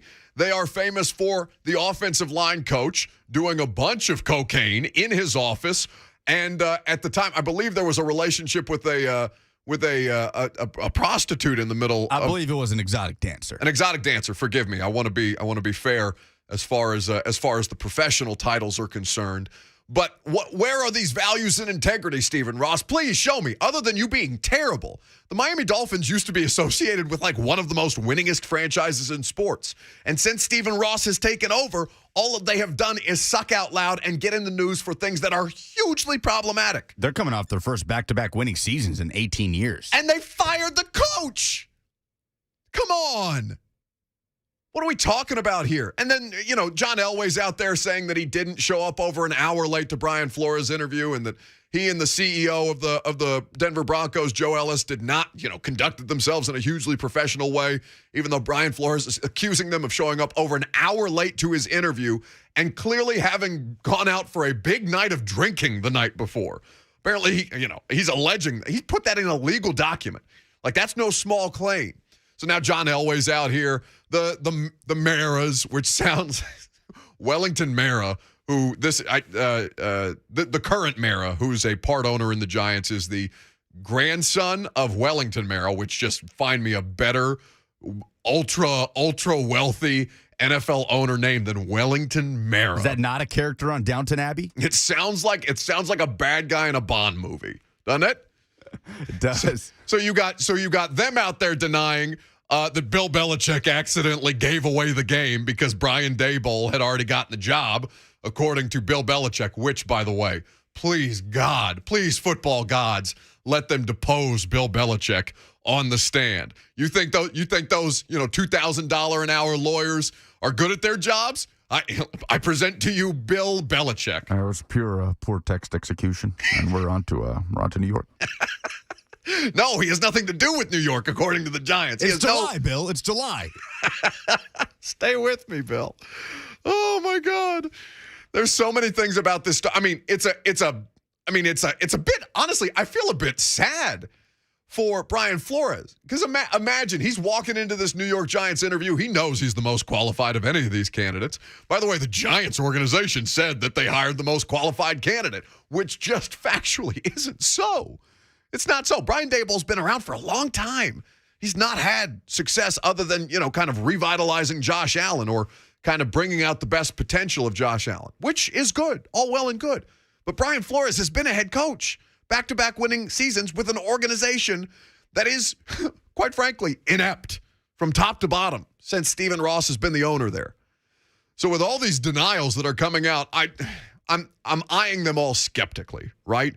But the one that I believe the least in all of this, and there's a difference between me saying this in sports talk radio and putting this in like a legal document, but the one that I'm not buying is Stephen Ross, man. Because as soon as you put the values of the integrity and the values of the entire Miami Dolphins organization, I would ask you, show me this integrity and these alleged values. Can you rank them as far as who you believe to the least? Like because Elway's defense about the disheveled look, right? The allegation that they were clearly hungover, they didn't take it seriously. His defense was, that he took it very seriously, the interview with Flores, and that he was coming off an overnight flight, thus the allegedly disheveled look. Because I don't want to accuse John Elway wrongfully of being a drunk or something like that. So let me go in this order. These are my power rankings of people who I believe the least in the Brian Flores lawsuit. All right, the denials that I believe the least. I believe Stephen Ross the least. So let's go bottom to top. Stephen Ross the least, the New York Giants in the middle, and I would say John Elway gets the benefit of the doubt only because I don't know the drinking habits of John Elway personally. Well, an overnight flight is tough. I mean, you're coming off what? Like a 1 hour flight, 2 hours from Mobile this morning? You look a little disheveled. Excuse you. Just a little bit. Excuse you. I'm just saying. I came in here straight from the airport. I got my full suit. I'm basically living out of a suitcase since July, and you're here telling me I'm disheveled? Yeah, thus the disheveled look. I'm trying to strengthen your point that we might believe Elway the most. How do you know I'm not drunk right now? I'm kidding, of course. Our boss is just freaked out somewhere. I'm kidding. Everybody relax. 615-737-1045. You know who is the utmost professional who will clean this act up for us a little bit? It's Mike Keith, voice of the Titans. He's coming up next because he's on the call for the Senior Bowl in Mobile. We will talk with the voice of the Titans coming up next.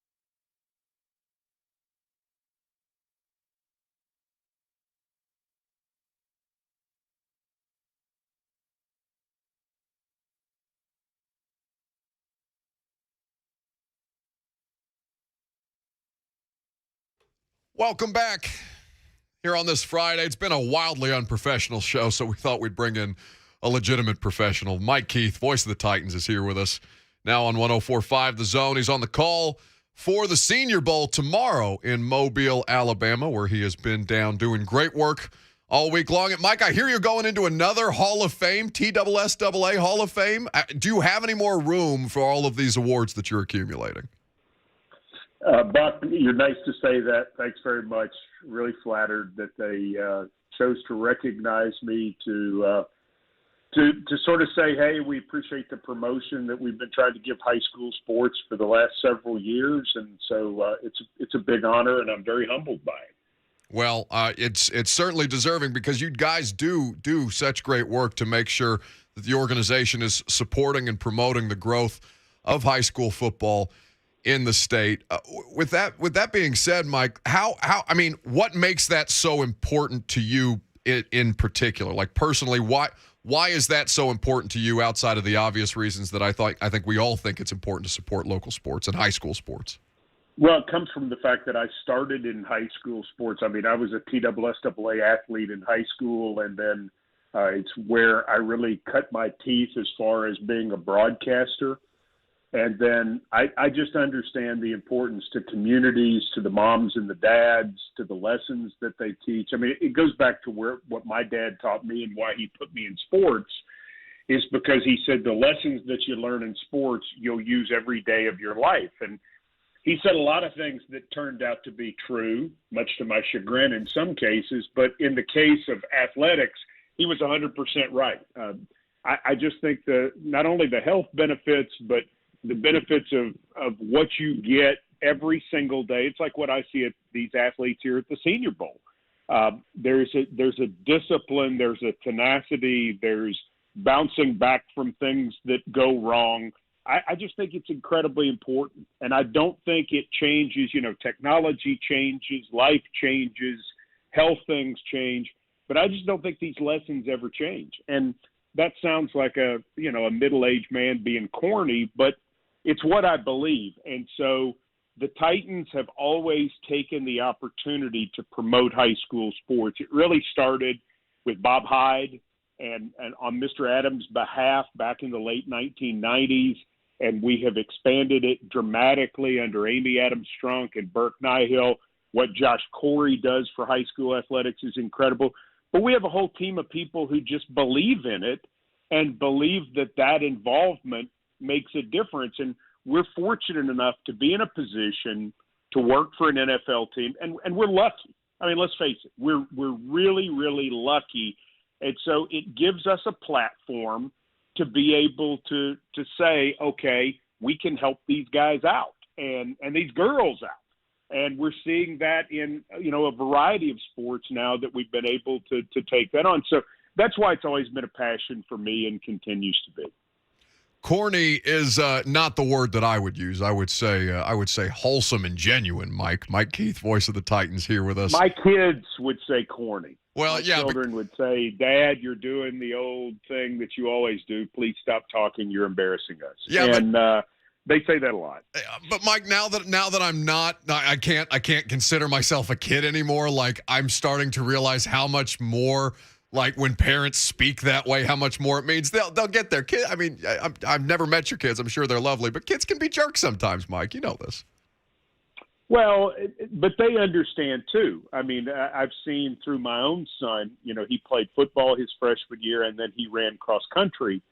And he has talked to me on several occasions about things that he now knows that, he said, man, I'm glad I played football. And he didn't turn out to be that big a guy. And so he decided to go into cross country because I said to him at the time, I said, if you don't want to play football, it's absolutely fine. You gave it a shot. I get it. But I said, you have to do something because I wanted him to be part of a team. And one of my proudest moments is he was by far not the best guy on his cross country team, but he ended up being the captain his senior year for the sort of the example that he set. And he would go back when he would come in from college and run with the high school guys again. And he stayed close with those guys. And he runs now, that he lives in California. And so it's a healthy benefit, obviously, and we certainly know the health benefits of doing anything physical are fantastic. We have too many kids that are not moving around, and it's a big problem, and we have to do something about it. And then, just in talks of the connections, the relationships, I mean, let's face it, most of the guys listening to the Buck Reising program right now who are my age and played any sport will tell you their best friends from high school who they are still in contact with were teammates. Yeah. And that's 100% true for me. I mean, those relationships are just incredibly special. And then you get the wins and the losses and the stories that you make up later about how much bigger and how much faster you were and how that touchdown was so much longer that you ran. I mean, those big lies that you can tell, there's the added benefit. Mike Keith, voice of the Titans, here with us on 104.5 The Zone. On the call for the Senior Bowl tomorrow in Mobile, Alabama. Now, Mike, you're no stranger to the Senior Bowl, of course, but this is, and forgive my ignorance, have you done stuff like this before? No. I got this because I've worked for SiriusXM for years for NFL radio, just as a kind of a fill-in guy, because you may not know, SiriusXM has a studio in the Bridgestone Arena. Yes. And so a lot of their country music programming comes out of there, and they're able to do, some of their college sports shows and some of their other shows out of there. And so I've been a regular fill-in during the summer for them at different points. And Taylor Zarzour, who lives down here, is part of SiriusXM's PGA radio. With the NFL season now going a week longer, that bumps into the start of the PGA season. And so Taylor, who lives in Mobile, is not able to do the game. And so they've asked me to pinch hit for him. And I said, I tell you what, why don't you let me go to the golf tournament and let Taylor do the game? Because that sounds fantastic. Doesn't covering golf on radio sound like the greatest thing ever? It sounds like a dream, much less the sideways rain that's been happening in Mobile basically all week long. Yeah, the golf course sounds nice right now. It's 40 degrees here right now, too, which I know it back home it's even cooler. But, I think we're going to get to 50 here tomorrow. But back to your question, though, it's really been quite an eye-opening experience because you're having to come in and you're having to assimilate two very different rosters. There are guys switching in and out all the time based on the fact that some guys get hurt, some guys choose to leave, they bring in replacements. Yeah. You're figuring out what the storylines are very quickly. You're not always sure what you're watching because one quarterback gets the number one reps one day, and the next day the other quarterback gets it, and the next day the other quarterback gets it. So it's hard to compare at times. What I can tell you from down here, though, Buck, is the most impressive thing to me. There have been two things most impressive. The play of both lines. There are big-time prospects in the defensive line and in the offensive line, and I love the tight ends. And from the Titans' perspective, I think that comes at a pretty good time. Without question, that was I didn't obviously get the opportunity to watch Thursday's practice, given that it was taken indoors and largely the media were not able to participate and watch. But I mean, you mentioned the line talent.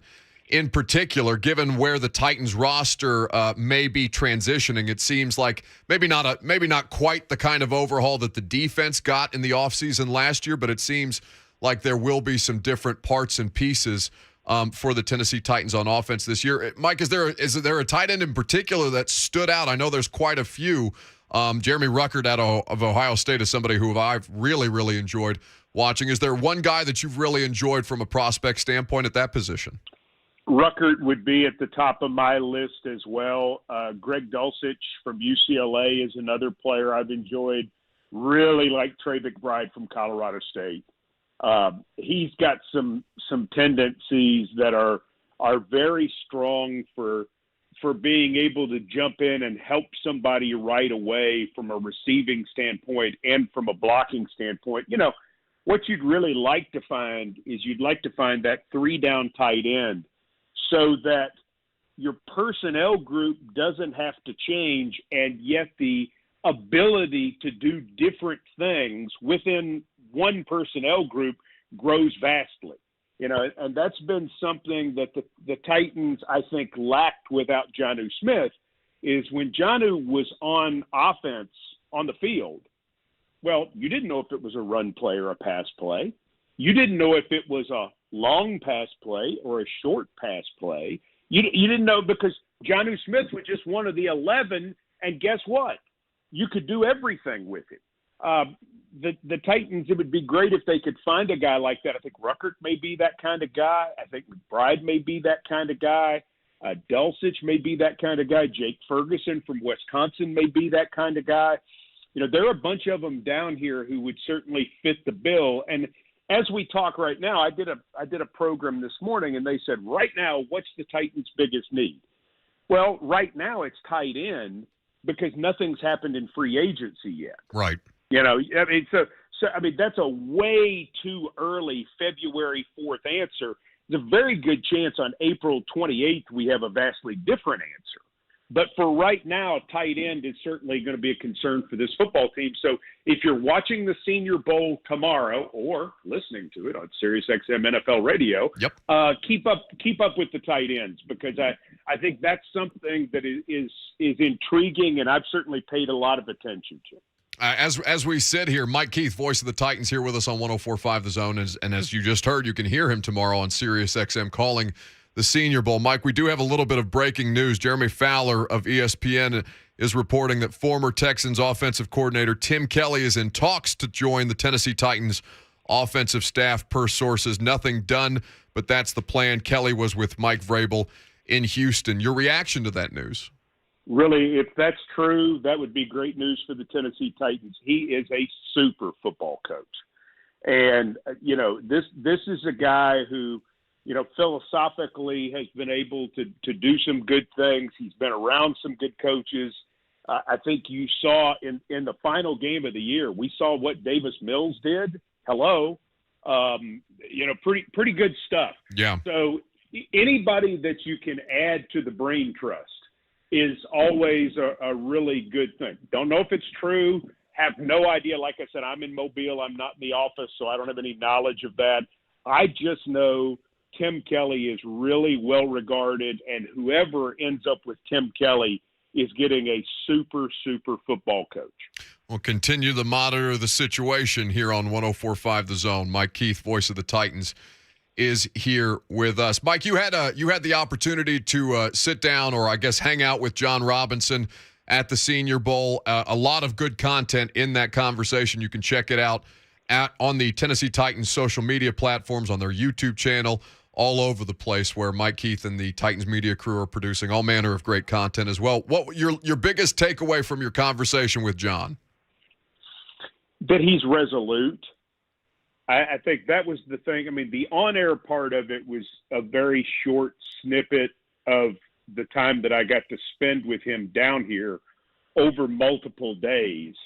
I think, he said it. He said it to Jim Wyatt. He said it to other people. I mean, obviously our end was disappointing. I mean, there's no other way to put it. We're, for the fans who are hurting, there's certainly a lot of sympathy from the people on the inside because you can only imagine how much we're hurting too. We get it. And it ain't broke. So you have to be very careful to make any sort of snap reaction when something disappointing happens because you cannot let emotion take over what you know.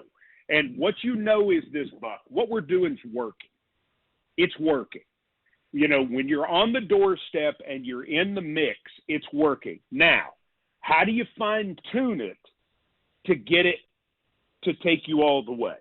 And that's what John Robinson is resolute about in his mindset as he looks at college prospects, as he looks at pro prospects, as he deals with all of the parts of the salary cap. When John got the job, he sat at the podium and he said, I'm from Tennessee. And he said, this means more to me than just a job. I want to bring you a winner. I want to bring you something that you can be proud of. He felt that way about Amy Adams Strunk and the Adams family giving him the chance, and he feels that way toward the fan base. He takes this more personally than anybody, and he is, like I said, resolute in what he's about, in finding the way to recraft this thing to go further. And let's face it, Buck, I mean, it's going to be a recraft. It was a recraft last year. Every year that you get to this point, it's going to have to be a bit of a recraft from the standpoint that you don't have a lot of money because you've been successful. You've paid guys. You don't have a lot of high draft picks because you've been successful. The deck is stacked against you staying in the upper group. So how do you rework it? How do you recraft it to stay in that mix and go further? That's what he's working on. He is Mike Keith, voice of the Titans, and tomorrow the voice of the Senior Bowl on Sirius XM NFL Radio. Mike, it's always a pleasure to catch up. Congratulations again on the latest of the awards, and looking forward to hearing your call tomorrow. It's always a pleasure to have you on, my guy.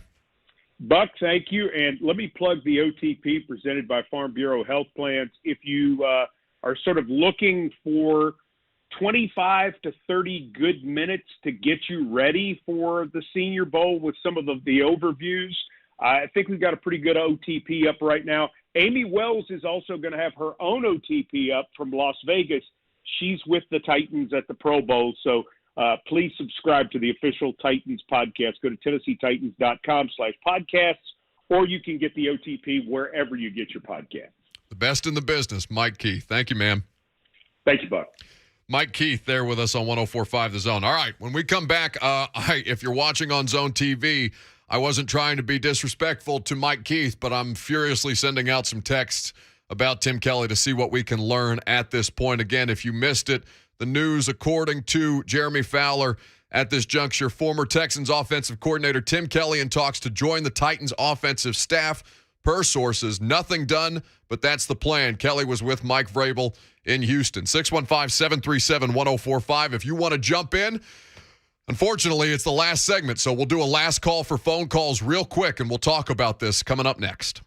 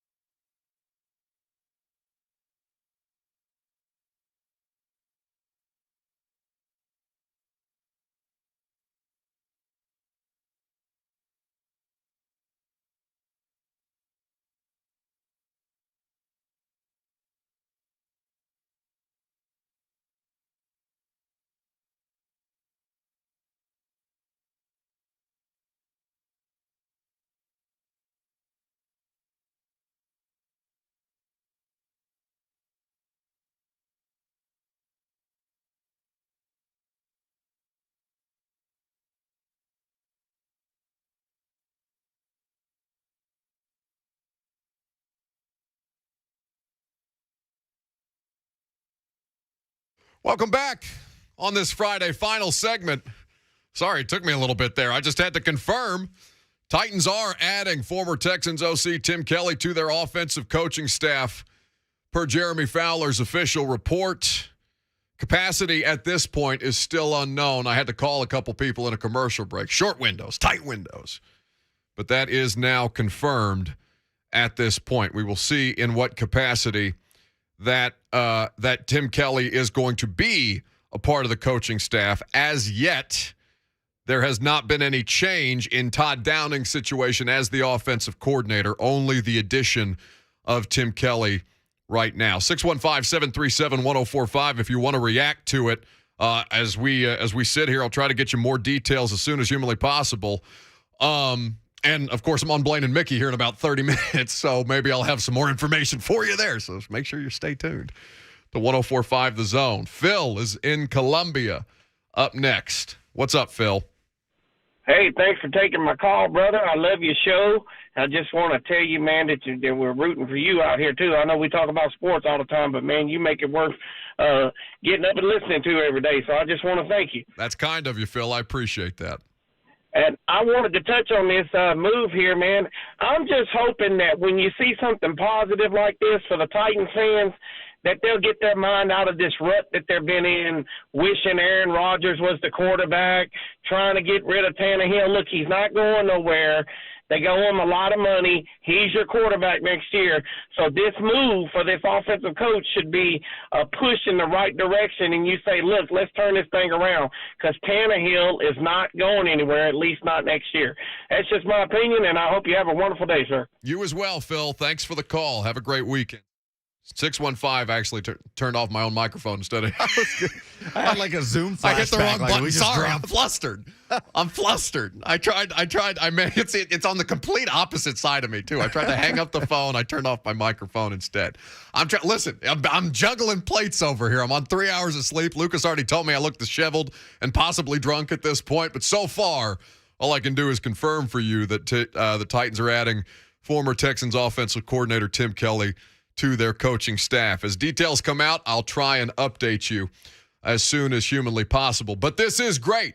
This is great news because here was my concern with the Titans offense. And there's always something like this. This is why I say, because a lot of people are quick to jump down the throats of somebody like Mike Vrabel, right? When things don't go exactly how they think they should. And I'm not saying that Mike is beyond reproach.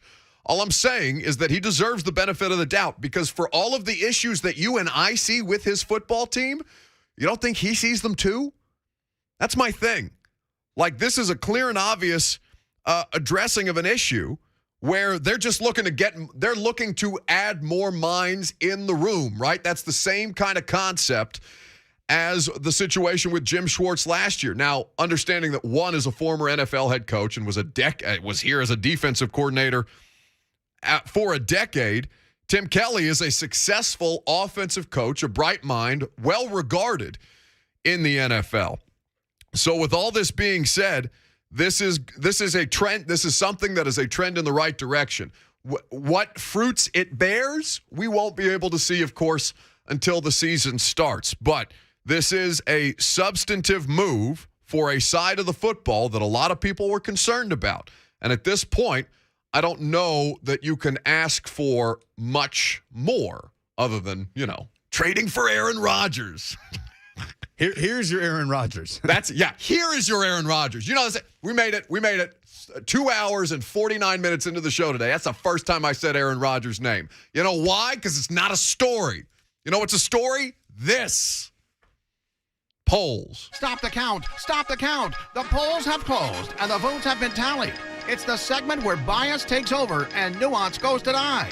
Now, here's your favorite Buck Reising Show daily correspondent, Lucas Polzika. Can Doug Peterson save the Jags? 85% say no. Yeah, no. The Jags are beyond reproach. The Jags are just in the seventh circle of hell as far as the NFL is concerned. Now, does he give them a better chance to try and salvage Trevor Lawrence's career? Perhaps. But I do not think that there is much that anybody can do to help save the Jacksonville Jaguars. We will see, though. Is Mike Vrabel coaching enough to get you to watch the Pro Bowl? 71% still say no. Yeah, I have zero interest in the Pro Bowl whatsoever. And zero. No, Tim Kelly will not be coaching the Pro Bowl with Mike Vrabel. He will not, but Todd Downing's going to be there. Which we're going to see a Philly special on play number 2. Which Brian Flores denial do you believe the least? Stephen Ross of the Dolphins, John Elway of the Broncos, or the Giants as a whole? The Giants. 43% say Ross, 32% say Elway, 25% say the Giants. Yeah, I don't believe Stephen Ross. I just don't. Don't give me values and integrity of the organization when your organization consistently shows that it has none. Last one of the day. Who deserves more blame for the Browns' 1-31 record? Woo! Jimmy Haslam, 56% say it is Haslam. 44% say Hue Jackson. Yeah, I think that, if you want to start, you start at the top, and Haslam is reputedly not a great NFL owner, has been meddlesome at times. And he's been in legal trouble as well, but that's off the field There concerns. was one point where it was the Browns going 0-16, the pilot scandal, and the Tennessee 2017 coaching search. There was one connect the dots thing in common on those 3 things. It was Jimmy Haslam. So I will not absolve Jimmy Haslam of blame, but I also know Jimmy Haslam, to his credit, in that article with Adam Sparks of the Knoxville News Sentinel, he did have some accountability. Hue Jackson's just out here lobbing shots at everybody because he was the head coach of a 1-31 team. Those are the polls. Those are the polls. That has been, this has been the show today. It was a lot of fun here with you. If you missed any of our interviews throughout the course of the week, John Robinson, Trevor Sikkema, Dane Brugler, so many great ones throughout the course of the week. Kalen Kaler, Dan Lust. I could go on, but I don't have to because it's all in the podcast page for you to consume. When next we speak, it will be in preparation for Super Bowl 56. Remember that myself, Don Davenport, Ron Slay, Brent Doherty, Kirby Allen Kirby, and even Will Bowling, we're all going to L.A. We're leaving Lucas at home. It's unfortunate. He didn't want to go to Mobile with me, so I'm not taking him to L.A. either. Sorry, bud. Talk to you guys on Monday.